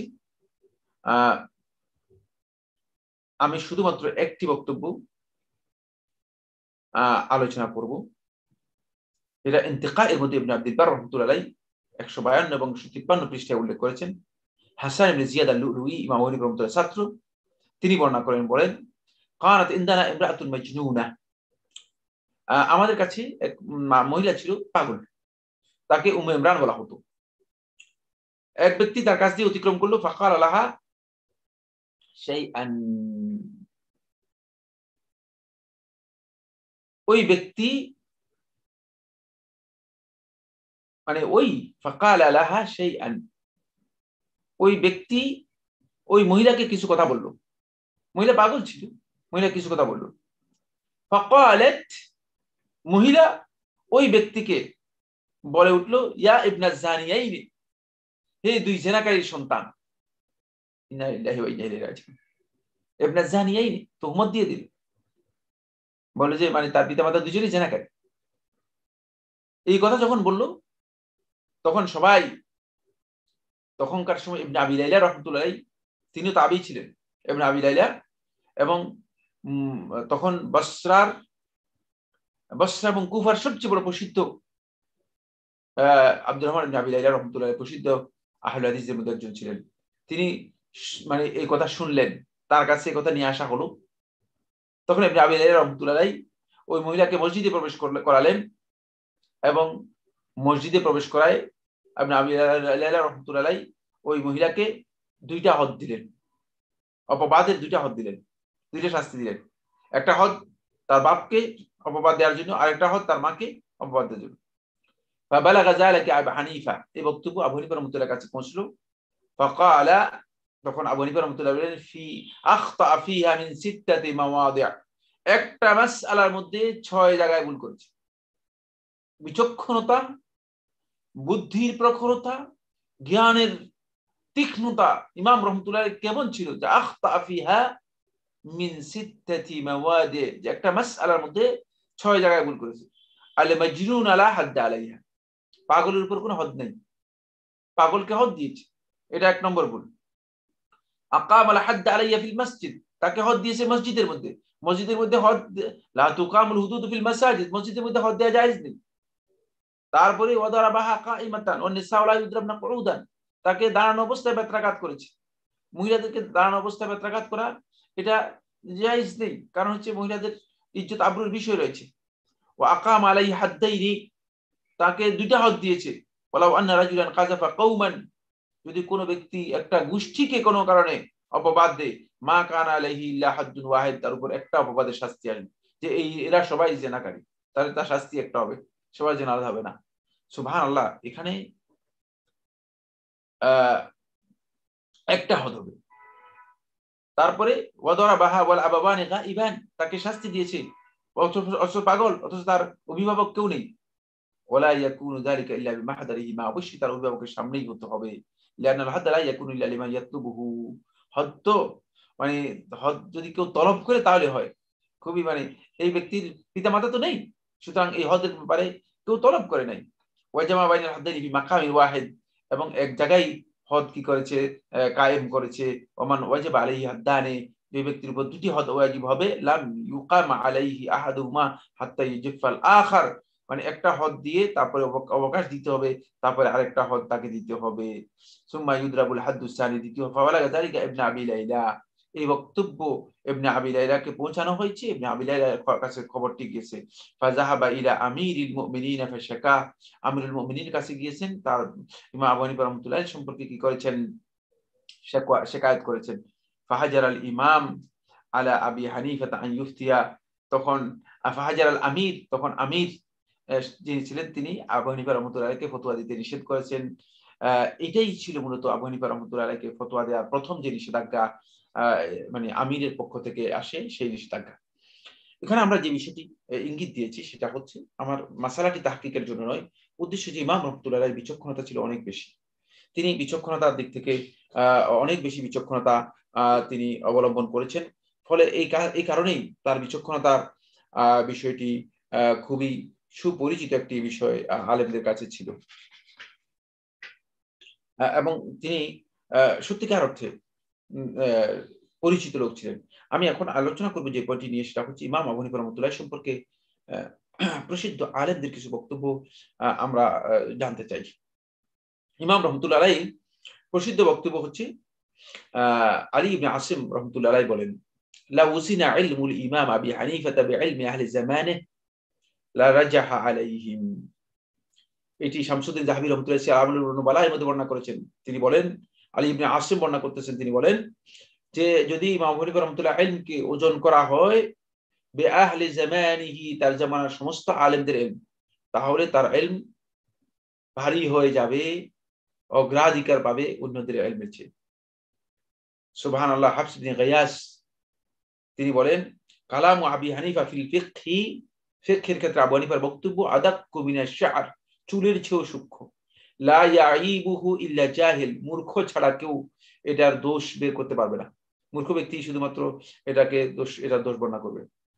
আমাশ বর্ণনা করেন, তাকে একটি মাসআলা সম্পর্কে জিজ্ঞেস করা, কালা, তখন তিনি বলেন, আমাশ আমরা জানি যে আহলে হাদিসদের মধ্যে অত্যন্ত নির্ভরযোগ্য ব্যক্তিদের মধ্যে একজন ছিলেন। তিনি বলেন, ইন্নামা ইউহসিনু হাযা নু'মান ইবনে সাবিত আল খাজ্জাজ, এই যে বাজারে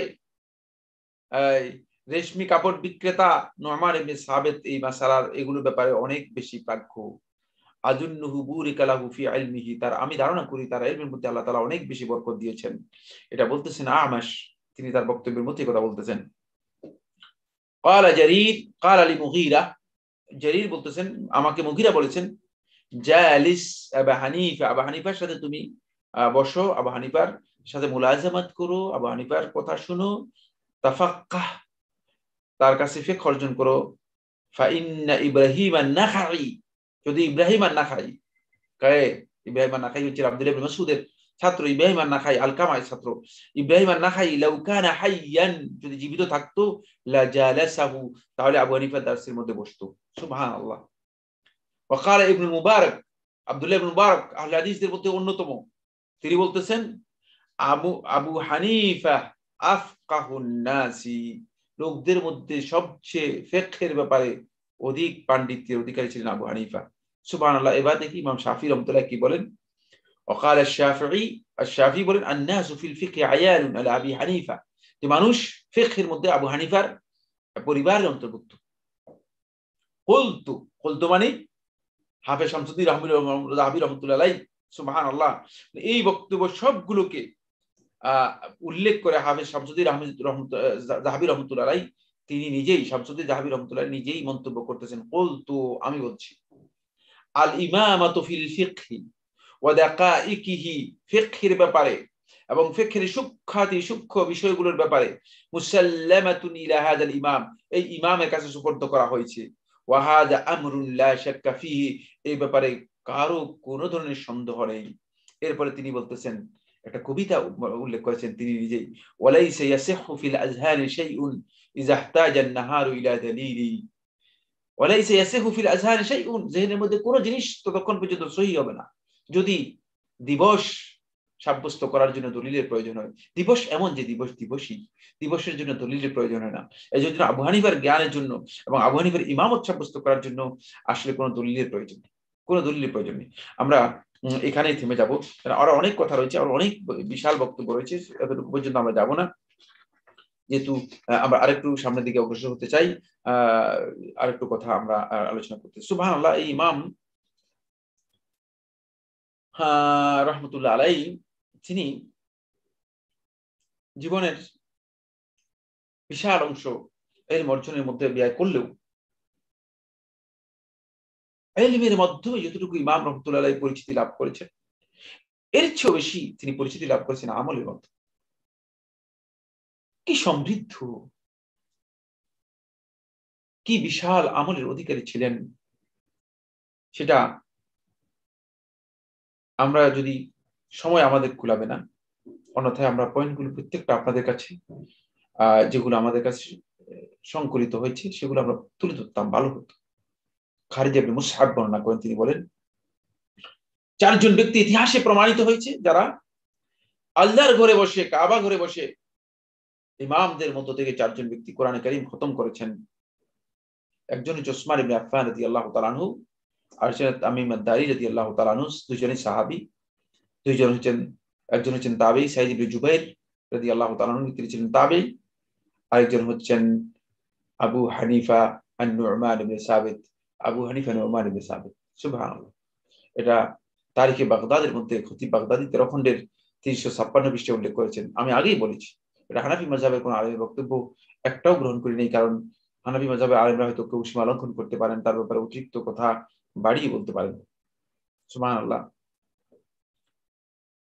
তিনি ইবাদত করতেন, তার ইবাদতের যে ধরন ছিল, সেই ধরনের কারণেই তিনি এত বেশি প্রসিদ্ধি লাভ করেছেন যে ইয়াহয়া ইবনে আইয়ুব রাহমাতুল্লাহ আলাইহি বলেন যে লোকেরা দেখলেই বলতো যে হাদা আবু হানিফা আল্লাযী লা ইয়ানামুল লাইল, আবু হানিফা যিনি যাচ্ছেন রাতে কখনো ঘুমান না, তিনি রাতে ঘুমাতেন না। আল্লাহ রাব্বুল আলামিনের ইবাদতের জন্য ঘুমাতেন না, শুধু তা নয়, সিরাত আলামুন নুবালার ৬ষ্ঠ খণ্ডের ৪০০ পৃষ্ঠায় শামসুদ্দিন যাহাবী রাহমাতুল্লাহ আলাইহি বলেন যে তাকে লোকেরা ওয়াতিদ লকব দিয়েছিল। এটা সবার কাছে পরিচিত ছিল, লেকার সাথে সালাতে, তিনি অনেক বেশি সালাত আদায় করতেন। একেবারে খুঁটি, ওয়াতিদ বলা হয় তাকে, খুঁটি আওতাদ, সেখান থেকে ওয়াফির আউনাজিল আওতাদ, খুঁটির মতো তিনি দাঁড়িয়ে থাকতেন সালাতে, তিনি খুঁটির মতো দাঁড়িয়ে থাকতেন। তার সালাতের অবস্থান ছিল এমন। মিসআর ইবনে কিদাম রাহমাতুল্লাহ আলাইহি বলেন যে রাআইতু আবু হানিফা তাকরা আল কুরআন ফি রাকআহ, আবু হানিফাকে আমি দেখেছি তিনি এক রাকাতে পুরো কোরআন কারীম খতম করতেন। তিনি এক রাকাতে কোরআন কারীম খতম করতেন। সুবহানাল্লাহ।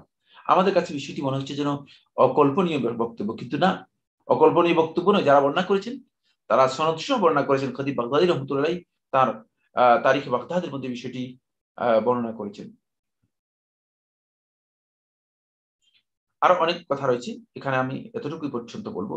ইমাম রহমতুল্লাহ আলাইহি তিনি ব্যবসা করতেন, কাপড়ের ব্যবসা করতেন। তার তাওয়াররু, পরহেজগারির পরিচয় এমন ছিল যে তিনি প্রথমেই কোনো কাপড়ে যদি দোষ থাকতো সেই দোষটা বলে দিতেন। এই কথা মনে করতেন না যে আমার কাছ থেকে কাপড় কিনবে কি কিনবে না। একটা কাপড় তিনি আলাদা করে রেখে দিয়েছেন, ত্রুটিপূর্ণ ছিল, তিনি চলে গিয়েছেন, কর্মচারী সে কাপড় বিক্রি করে ফেলেছে, কাপড় বিক্রি হয়ে গিয়েছে। পরবর্তী ইমাম রহমতুল্লাহ আলাইহি এসে দেখলেন যে কাপড় নেই। কর্মচারীকে তিনি জিজ্ঞেস করলেন যে এই কাপড় কোথায় গেল? বলছে বিক্রি হয়ে গেছে। ওই দিনের সমস্ত টাকা, ওই দিনের সমস্ত বিক্রিত টাকা তিনি আলাদা করে রেখে দিলেন, এগুলো তার ইনকামের মধ্যে তিনি আনলেন না। কতটুকু তাওয়াররু, কতটুকু পরহেজগারি সুবহানাল্লাহ তিনি করেছেন।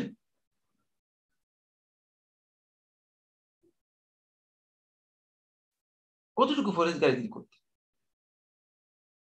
তারিখে বাগদাদের মধ্যে খতিব বাগদাদী রাহমাতুল্লাহ বলেন, যেহেতু আল্লাহ সুবহানাহু ওয়া তাআলা তাকে সমৃদ্ধি দিয়েছেন, অর্থনৈতিক স্বাচ্ছন্দ্য দিয়েছেন, মানে আমাদের সময় তো লোকেরা এখন মানে উদ্দেশ্য প্রণোদিত ভাবে কাজ করে, কিছু সুযোগ পাওয়া যায় কিনা, কিছু স্বার্থ হাসিল করা যায় কিনা, মাআযাল্লাহ।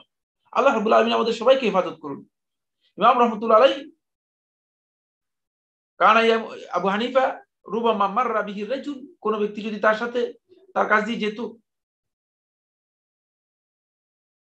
এবং তার কাছে এসে বসতো, এমনি কোনো উদ্দেশ্য করে নয়, পড়ার জন্য নয়, দার্সের জন্য, আলোচনা, এমনি বসে। যখন সে উঠে যেতেন, উড়ে যাওয়ার সময় তিনি জিজ্ঞেস করতেন যে তোমার কি কোনো প্রয়োজন আছে কি? যদি কোনো প্রয়োজনের কথা বলতো, কোনো অভাবের কথা বলতো, তাহলে তিনি সেটা পূরণ করে দিতেন, তিনি অভাব পূরণ করে দিতেন। যদি কোনো অসুস্থতার কথা বলতো, তিনি তার শুশ্রূষার জন্য ব্যবস্থা করতেন এবং তাকে তার গন্তব্যে তিনি কি করে দিতেন, তাকে পৌঁছে দিতেন। সুবহানাল্লাহ।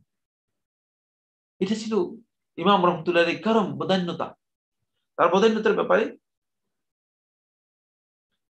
মানে অনেক বিস্তারিত আলোচনা তারিখে বাগদাদের মধ্যে খতিব বাগদাদি রহমতুল্লাহ উল্লেখ করেছেন এবং আরো অনেকে উল্লেখ করেছেন যে তিনি কিভাবে তিনি বদান্যতা অবলম্বন করতেন। সুওয়ার ইবনে হাকাম তিনি বর্ণনা করেন, তিনি বলেন একদিন তার বক্তব্যের মধ্যে তিনি বলেন, মা রাআইতু আওরা মিনহু, যে আবু হানিফার চেয়ে পরহেজগারির দিক থেকে তার চেয়ে শ্রেষ্ঠ, তার চেয়ে মানে বড় মাপের পরহেজগার আমি আর কাউকে দেখিনি। ওই যে বলছিলাম ইবনে আবি লাইলা রাহমাতুল্লাহ আলাইহি, আব্দুর রহমান ইবনে আবি লাইলা রাহমাতুল্লাহ আলাইহি যখন বললেন ফতোয়ার ব্যাপারে, তখন আমি যখন তাকে ফতোয়া দিতে নিষেধ করলেন, তখন কার কথা বলতেছে, নুহি আনিল ফতোয়া, তাকে ফতোয়া দিতে নিষেধ করা হলো। ফাবাইনা হুয়া ওয়া ইবনাতুহু ইয়াকুলানি, তিনি এবং তার মেয়ে দুজন বসে খাচ্ছিলেন। তাখাল্লালাত ইবনাতুহু ফাখারাজা আলা খিলালিহা সুফরাতু দাম ফাকালাত ইয়া আবাতি আলাইয়া ফি হাযা ওযু ফাকালা ইন্নী নুহিতু আনিল ফতোয়া। সুবহানাল্লাহ। ইমাম রাহমাতুল্লাহ আলাইহি তার মেয়ের সাথে বসে খাচ্ছিলেন। এই সময় মানে মেয়ের একটা অবস্থা হলো যেটা উযু নষ্ট হয়ে যাওয়ার মতো, উযু নষ্ট হয়ে যাওয়ার মতো। তখন মেয়ে বাপকে জিজ্ঞেস করলেন যে বাবা, আমার কি উযু করতে হবে কিনা, আমার এই অবস্থা হয়েছে, উযু করতে হবে কিনা? তখন তিনি বললেন, ইন্নী নুহিতু আনিল ফতোয়া, আমাকে তো ফতোয়া দিতে নিষেধ করা হয়েছে, আমাকে ফতোয়া দিতে নিষেধ করা হয়েছে।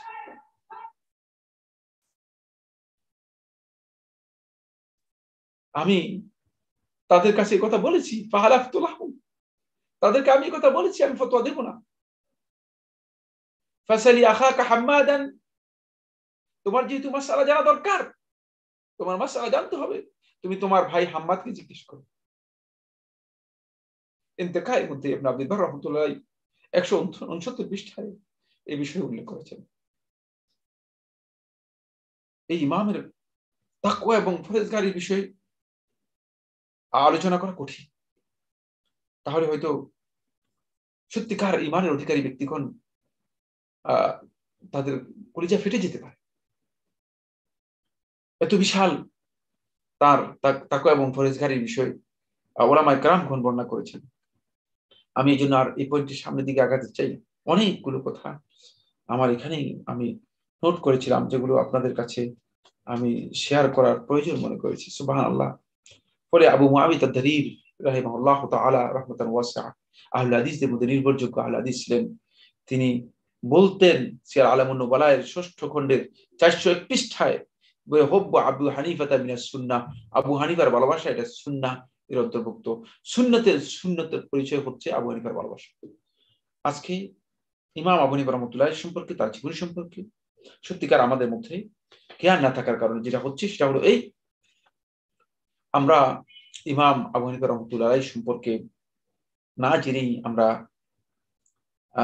বিভিন্ন ধরনের মন্তব্য এবং বিভিন্ন ধরনের বক্তব্য আমরা দিয়ে যাচ্ছি এই ইমাম সম্পর্কে। এই ইমামের মর্যাদার জন্য এতটুকুই যথেষ্ট যে তার সময়ে তিনি সর্বশেষ তার জীবনের কথাটুকু বলেই আমি শেষ করে দেব। প্রথমে ইবনে আবি হুবাইরা তিনি ওজির ছিলেন, আমির ছিলেন। ওবাদুল্লাহ ইবনে আমর ইবনে আমর রাক্কি বর্ণনা করেন, আবু হানিফাকে বললেন যে আবু হানিফা, তুমি কুফায়ের কাজা এর কাজী হিসেবে তুমি দায়িত্ব গ্রহণ করো। ইমাম আবু হানিফা রহমতুল্লাহ রাজি হলেন। আমাদেরকে তো কাজই নয়, আমাদের যে কেরানির পোস্ট দিল আমরা চলে যাই। আমির সরাসরি বলতেছেন যে কুফায় তুমি কাজী দায়িত্ব গ্রহণ করো, তিনি গ্রহণ করেননি। সুবহানাল্লাহ। আমিরের পক্ষ থেকে নির্দেশ দিয়ে তাকে 110 বেত দেওয়া হলো, তারপরেও তিনি রাজি হলেন না। ইবনে হুবাইরা যখন দেখলেন যে তিনি ডিটারমাইন্ড, না তিনি রাজি হবেন না, বলে যে যা ছেড়ে দাও। তাহজিবুত-তাহজিবের মধ্যে ইবনে হাজার আসকালানী রাহমাতুল্লাহ আলাইহি পঞ্চম খণ্ডের 630 পৃষ্ঠায় বিষয়টি উল্লেখ করেছেন। এরপর যা হলো, আবু জাফর আল মনসুর, সুবহানাল্লাহ, আবার আবু জাফর আল মনসুর ইমাম রহমতুল্লাহ আলাইকে ডাকলেন কাজীউল কুযাতের পোস্ট নেওয়ার জন্য, প্রধান বিচারপতির পোস্ট নেওয়ার জন্য। ইমাম রহমতুল্লাহ আলাইর ব্যাপক সমর্থন। ইমাম রহমতুল্লাহ আলাই বাদশাহের কাছে গেলেন, বাদশাহ ডাকলো, বাদশাহের কাছে গেলেন, বাদশাহ ইমাম রহমতুল্লাহ আলাইকে বললেন যে তুমি কাজীউল কুযাতের পোস্ট নাও। ইমাম রহমতুল্লাহ আলাই বললেন যে না, আমি তো কাজীউল কুযাতের যোগ্য নই।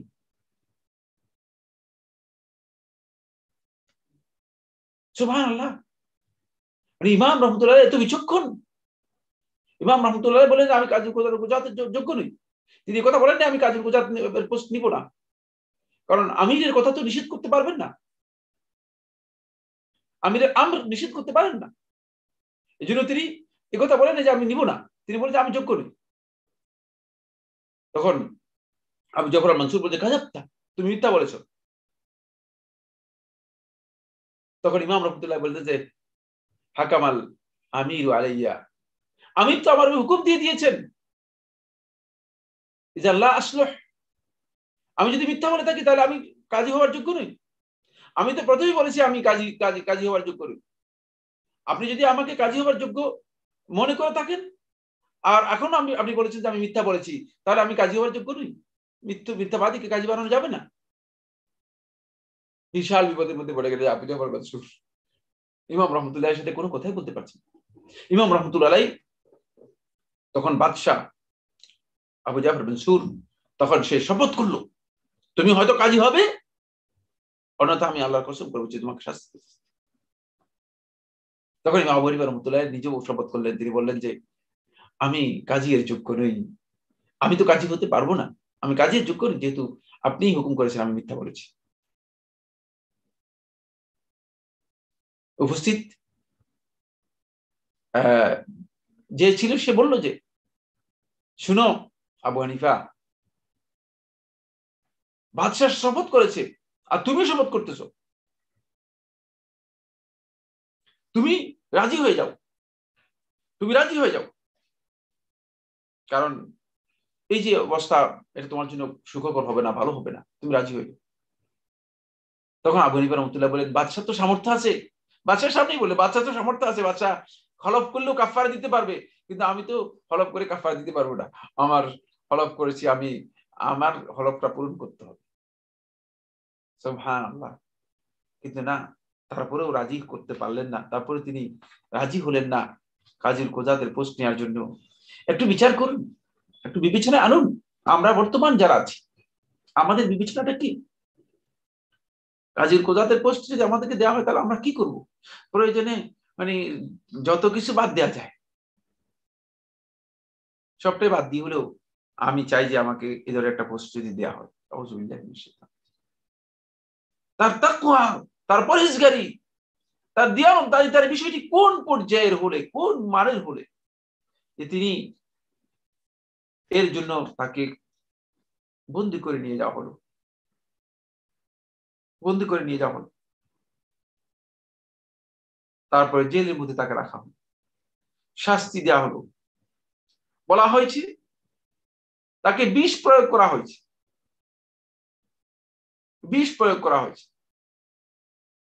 সুবহানাল্লাহ। ইমাম রহমতুল্লাহ আলাইহি তিনি ওই জেলখানাতেই শেষ পর্যন্ত তার মৃত্যু হয়। জেলখানাতেই তার মৃত্যু হয়, জেলখানাতেই তিনি মৃত্যুবরণ করেন। হাম্মাদ ইবনে আবি হানিফা রাহমাতুল্লাহি আলাইহি বর্ণনা করেন, তিনি বলেন, ইবনে হাজার আসকালানী রাহমাতুল্লাহি তাহজিবের ৫ম খণ্ডের ৬৩০ পৃষ্ঠা উল্লেখ করেন, লাম্মা মাতা আবি, যেদিন আমার আব্বা আবু হানিফা রাহমাতুল্লাহ মারা গেলেন, সাআলনা আল হাসান ইবনে উমারা, হাসান ইবনে উমারাকে জিজ্ঞেস করলাম, আন ইয়াতাওয়াল্লা গাসলা, আন ইয়াতাওয়াল্লা গাসলাহু, তাকে ধৌত করার, গোসল দেওয়ার দায়িত্ব নেওয়ার জন্য। হাসান ইবনে উমারা তখনকার আহলে হাদিসদের মধ্যে একজন, গোসল দেওয়ার জন্য তাকে আমি অনুরোধ করলাম। ফাফাআলা, তিনি করলেন। ফালাম্মা গাসসালাহু, তখন তাকে গোসল দিলেন। ক্বালা রাহিমাকাল্লাহু তাআলা, বললেন আল্লাহ তাআলা তোমার উপর রহম করুন, গাফারা লাকা, তোমাকে ক্ষমা করুন। লাম তুফতির মুনযু ৩০ সানা, ৩০ বছর পর্যন্ত তুমি কোনদিন সিয়াম ভাঙ্গো নাই, সিয়াম ভঙ্গ করো নাই। ওয়ালাম তাতাওয়াসসাদ ইয়ামিনুকা বিল-লাইলি মুনযু ৪০ সানা, ৪০ বছর বালিশে কোনদিন তুমি ডান কাত হয়ে মানে ঘুমাও নাই, রেস্ট নিতেন হালকা, কিন্তু বালিশের মধ্যে মাথা দিয়ে এভাবে ঘুমাতেন না। ওয়াকাদ আতআবতা মান বা'দাক, তোমার পরে যারা আসবে তাদেরকে তুমি কষ্ট দিয়েছ, তারা তোমার অনুসরণ করতে গেলে অনেক কষ্ট হবে। ওয়াফাদাহাতাল কুররা, আর যারা সত্যিকার ইলম তলব করবে, সত্যিকার আলেম যারা রয়েছে, তারা তোমার কাছে তোমার এই বৈশিষ্ট্য জানলে তারা নিজেদেরকে তুচ্ছ জ্ঞান করবে, ছোট মনে করবে, ছোট হয়ে যাবে। সুবহানাল্লাহ। ১৫৫ হিজরি ৭০ বছর বয়সে ইমাম রহমতুল্লাহ আলাইহি মারা যান। বিদায় নেহায়ের মধ্যে ইবনে কাসির দিমাশকি রহমতুল্লাহ আলাইহি বলেন, ইমাম রহমতুল্লাহ আলাইহি প্রথম ১০ম খণ্ডের ১১ পৃষ্ঠায় তিনি বলেন, ইমাম রহমতুল্লাহ মৃত্যুর পরে কুফাতে তার জানাজার সালাত হয়। লোক এত বেশি ছিল যে জানাজার সালাত না, সাল্লাল্লাহু নাসু আলাইহি বিবাগদাদ, না কুফাতে, বাগদাদে তার জানাজার সালাত হয়। এটা বলতেছেন যে বাগদাদে তার সালাত হয় তাকে ৬ মাররাত, ৬ বার, একবার ৬ বার তার সালাত হয়, জানাজার সালাত হয়। মানুষ এত বেশি মানুষের ভিড় ছিল যে মানে জানাজার সালাত মানুষ গ্রুপ গ্রুপ হয়ে আদায় করতেছিল, লোকেরা জায়গা পাচ্ছিল না জানাজার সালাতে অংশগ্রহণ করার জন্য। ইমাম আবু হানিফা রাহমাতুল্লাহ সম্পর্কে সংক্ষেপে এই কথাগুলো আলোচনা করার পর আমি সর্বশেষ যে বিষয়টি আপনাদের দৃষ্টি আকর্ষণ করব বন্ধুগণ, সেটা হচ্ছে এই ইমাম রহমতুল্লাহ আলাইহি তার জীবনী আমরা যদি ভালো করে স্টাডি করি, এক মিনিট দেখি ইনফরমেশন কি আছে, আর কিছু প্রশ্ন আছে, আমি প্রশ্নগুলো এতে চলে যাব। আমরা যদি ভালো করে এই ইমাম রহমতুল্লাহ আলাইহির জীবনী স্টাডি করে আমরা দেখতে পাবো যে যারা এই ইমামের ব্যাপারে সীমা লঙ্ঘন করেছে তারা তার কিছু ফিকহি মাসাইলের ব্যাপারে নিয়ে বিরোধ পোষণ করেছেন। সেগুলো ইমাম রহমতুল্লাহ আলাইহি মাসআলা নাকি পরবর্তী আলেমদের গবেষণা, সেটাও অনেকে জানা নেই।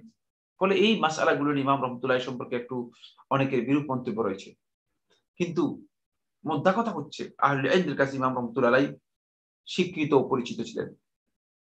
কিন্তু তারিখুল কবিরের মধ্যে ইমাম বুখারী রহমতুল্লাহ আলাইহি যে বক্তব্যটি দিয়েছেন, সে বক্তব্যটি ইমাম রহমতুল্লাহের পক্ষে না বিপক্ষে দিয়েছে। এই মাসআলাটি আমরা আলোচনা করবো এই জন্য যাতে করে এটা আমরা বুঝতে পারি যে এখানে আসলে একটা বিভ্রাট রয়েছে। ইমাম বুখারী রহমতুল্লাহ আলাইহি তারিখুল কবিরের মধ্যে যে বক্তব্যটি কোট করেছেন সেটা হচ্ছে অন্যদের কাছ থেকে তিনি যা পেয়েছেন সেটাই উল্লেখ করেছেন। খুব ভালো করে খেয়াল করুন। ইমাম রহমতুল্লাহ আলাইহি যখন সেখানে গিয়েছেন, ইমাম রহমতুল্লাহ আলাইহি ইমাম বুখারী রহমতুল্লাহ আলাইহি অনেক পরে গিয়েছেন। অনেক পরে যাওয়ার পরে ইমাম বুখারী রহমতুল্লাহ আলাইহি যেই মেসেজটুকু, কারণ ইমাম আবু হানিফা রাহমাতুল্লাহ মৃত্যুর, খুব ভালো করে খেয়াল করুন, ইমাম আবু হানিফা রাহমাতুল্লাহ মৃত্যুর ২৪ বছর পর ইমাম বুখারী রাহমাতুল্লাহ জন্ম হয়েছে। ইমাম বুখারী রাহমাতুল্লাহ জন্ম হয়েছে। সুতরাং প্রশ্ন আসে যে ইমাম বুখারী রাহমাতুল্লাহ আলাইহি ইমাম আবু হানিফা রাহমাতুল্লাহ সম্পর্কে সরাসরি এই তথ্যগুলো নিয়েছেন। এগুলো ইমাম বুখারী রাহমাতুল্লাহ অন্যদের কাছ থেকে শুনেছেন। যেটা বলেছেন সেটা হচ্ছে এই সাকাতু আনহু, তখনকার সময় আহলে হাদিস যারা ছিলেন তারা এই ব্যাপারে সরাসরি কোনো মন্তব্য করেননি। ওলামা হুবিল ইরজা, এবং তারা ইরজা এর ব্যাপারে তার সম্পর্কে কি করেছেন, তারা বলেছেন যে তার ইরজা ছিল। ইরজা এর মাসআলা এই জন্য যেহেতু ইমাম রহমতুল্লাহ আলাইহি ঈমানের ব্যাপারে যে বক্তব্য দিয়েছেন, বক্তব্যের মিস ব্যাখ্যা মানে আন্ডারস্ট্যান্ডিং হয়েছে, ভুল ব্যাখ্যা হয়েছে। এই ভুল ব্যাখ্যা, ভুল উপলব্ধির কারণেই মূলত ইমাম সম্পর্কে পরবর্তী যুগের লোকেরা মনে করেছে যে ইমাম রহমতুল্লাহ আলাইহি আমলকে তিনি মুসাম্মাল ঈমান, ঈমানের মধ্যে অন্তর্ভুক্ত করতেন না। এই কারণে তার সম্পর্কে এর জায়ের বক্তব্য পরবর্তী সময়ের লোকদের মধ্যে কেউ কেউ দিয়েছিলেন। কিন্তু এই দুটি তথ্য যাদের কাছ থেকে ইমাম বুখারী রহমতুল্লাহ নকল করেছেন, তথ্য দুটি মূলত শুধুমাত্র নকল ছিল বলে এটা যথাযথ ছিল না। এটা এই জন্য তিনি এভাবে উল্লেখ করেছেন। আজকের প্রশ্ন তো দেখি যে অনেক, আমি চেষ্টা করবো ইনশাআল্লাহ তাআলা প্রশ্নগুলো আপনাদের উত্তর দেওয়ার জন্য। প্রথম প্রশ্ন হচ্ছে, আজকের হালাকা থেকে জানলাম ইমাম ইবনে তাইমিয়া হাম্বলি মাযহাবের একজন আলেম ছিলেন। বলা হয় তাকে বড় বড় মুহাদ্দিসগণ যেমন সিয়াসিত্তার ইমামগণ থেকে শুরু করে ইবনে হাজার আসকালানি বা ইমাম আন-নববী সহ অধিকাংশই কোনো না কোনো মাযহাবের অনুসরণ করতেন। আহলে হাদিস বা সালাফি ধারণাটি অপেক্ষাকৃত নতুন, এই কথাটি কতটুকু সত্য? না, আপনার এই বক্তব্য সঠিক নয়। মানে ইমামগণ মাযহাবের অনুসরণ করতেন, অর্থ হচ্ছে মাযহাবের অন্ধ তাকলিদ তারা করতেন না।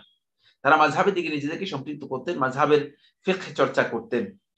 এই ইমাম ইবনে তাইমিয়া রাহমাতুল্লাহ আলাইহি মাযহাবের ফিকহ চর্চা করতেন। কিন্তু আপনি পরবর্তীতে যে জিনিসটি উল্লেখ করেছেন সেটা হচ্ছে আহলে হাদিস বা সালাফি ধারণাটা এটা নতুন না, এই কথা শুদ্ধ নয়।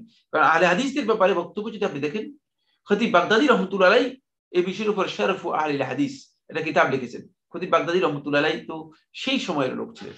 খতিব বাগদাদী রাহমাতুল্লাহ বক্তব্য আমরা তুলে ধরেছি, এবং শরফ আহলিল হাদিস এই বিষয় নিয়ে ইবনে মুবারক রাহমাতুল্লাহ আলাইহি বক্তব্য দিয়েছেন। আরো আহলে হাদিসদের মধ্যে অনেকের বক্তব্য সাব্যস্ত হয়েছে। সুতরাং এই ধারণা অপেক্ষাকৃত নতুন যে কথা বলেছেন এটা সঠিক নয়।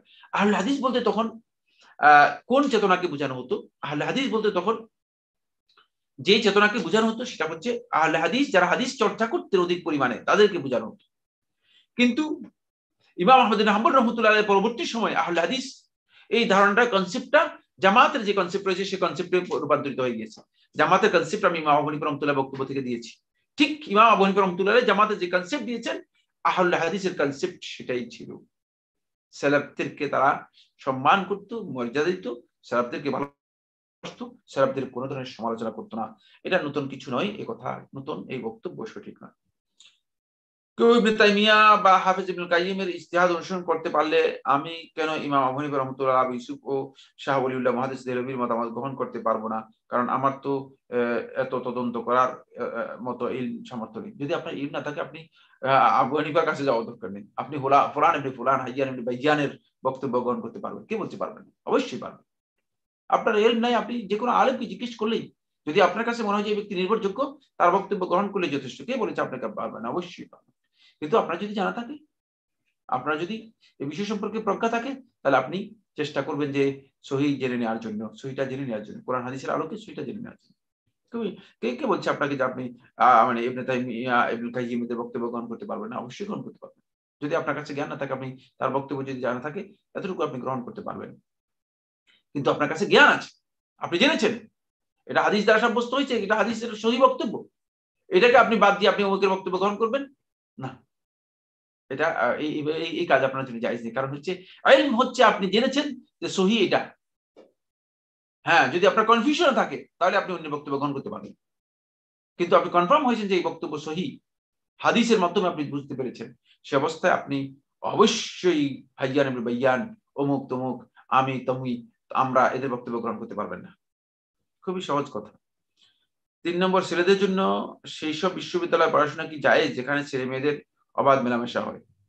যদি ফিতনার ভয় থাকে অথবা ফিতনা পতিত হয়, তাহলে কি বিশ্ববিদ্যালয়ে পড়াশোনা ছেড়ে উচিত নাকি পড়াশোনা করতে থাকা উচিত? কারণ বিশ্ববিদ্যালয়ে পড়াশোনা না করলে হালাল উপার্জন করা বা মুসলিমদের জ্ঞান বিজ্ঞানে উন্নতি করা কঠিন হবে।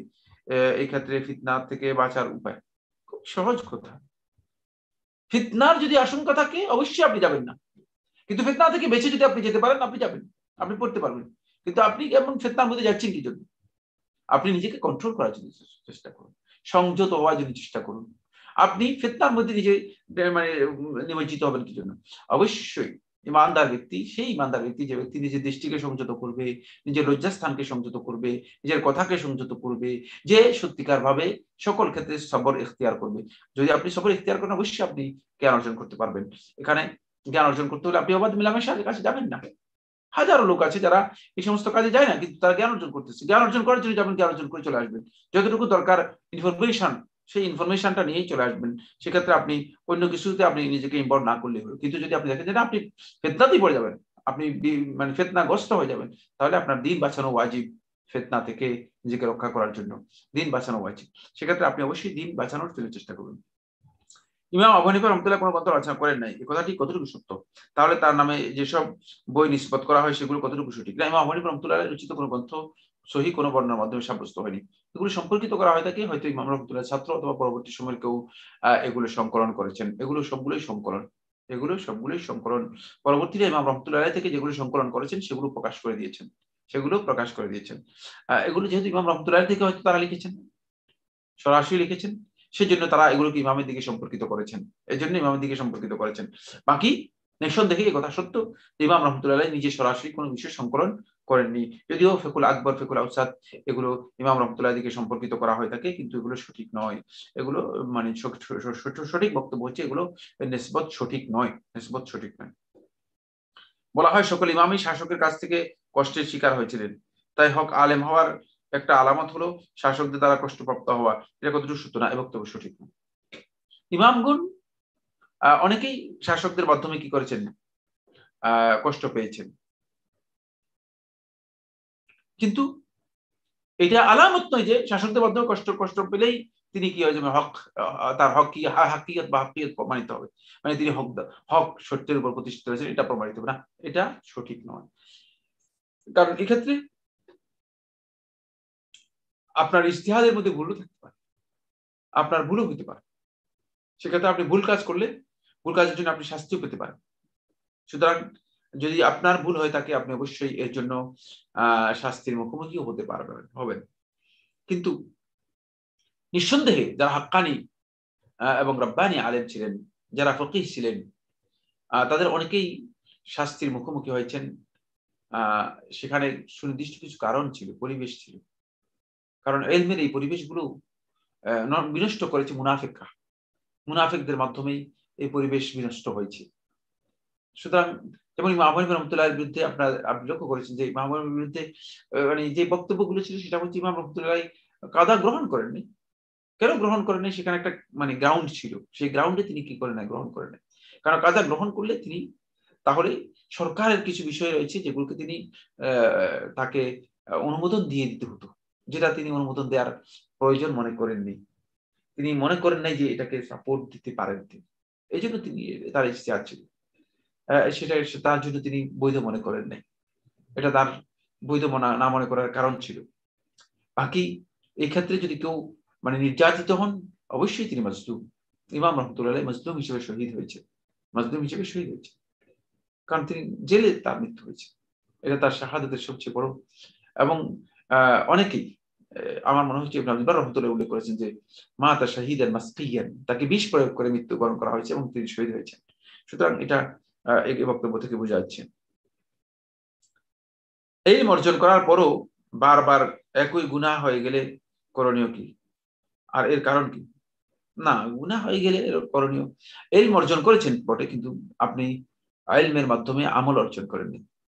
ইলম আপনার শুধুমাত্র মানে বই পড়ার মধ্যে কোনো ইলম অর্জন করাটা মানে ইলম বলা হয় না। ইলম হচ্ছে ইলমের মাধ্যমে আমল করা, এটার নাম হচ্ছে ইলম। ইলমের মূল দাবি হচ্ছে খাশিয়াতুল্লাহ, আল্লাহর ভয়, এটা আসে নাই। এই জন্য আল্লাহর ভয় ইলমের মাধ্যমে অন্তরের মধ্যে আনতে পারলে তিনি সত্যিকার আলেম। আর যার কাছে আল্লাহর ভয় নেই তিনি আলেম নন, তিনি বইয়ের মানে হাফেজ, বই মুখস্থকারী। বই মুখস্থ করে, কোরআন মুখস্থ করে, হাদিস মুখস্থ করে ইলম অর্জন করবেন না। ইলম অর্জন করবেন কোরআন হাদিসকে আমল করে, কোরআন হাদিসকে আমল করে। এই জন্য আপনার করণীয় হচ্ছে আল্লাহর ভয় অন্তরের মধ্যে আনা এবং কোরআন এবং হাদিসকে আমল করা।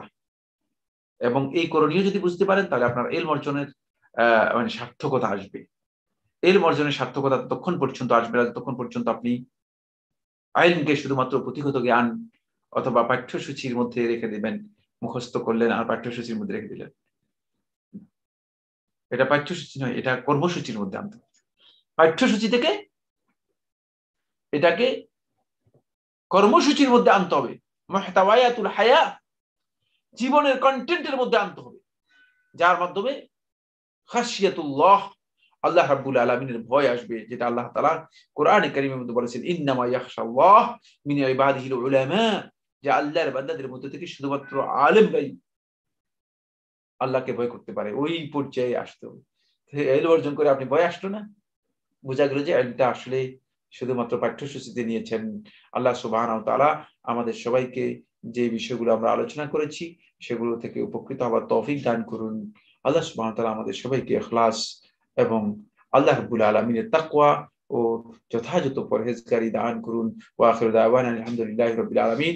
ওয়াসসালামু আলাইকুম ওয়া রাহমাতুল্লাহি ওয়া বারাকাতুহু।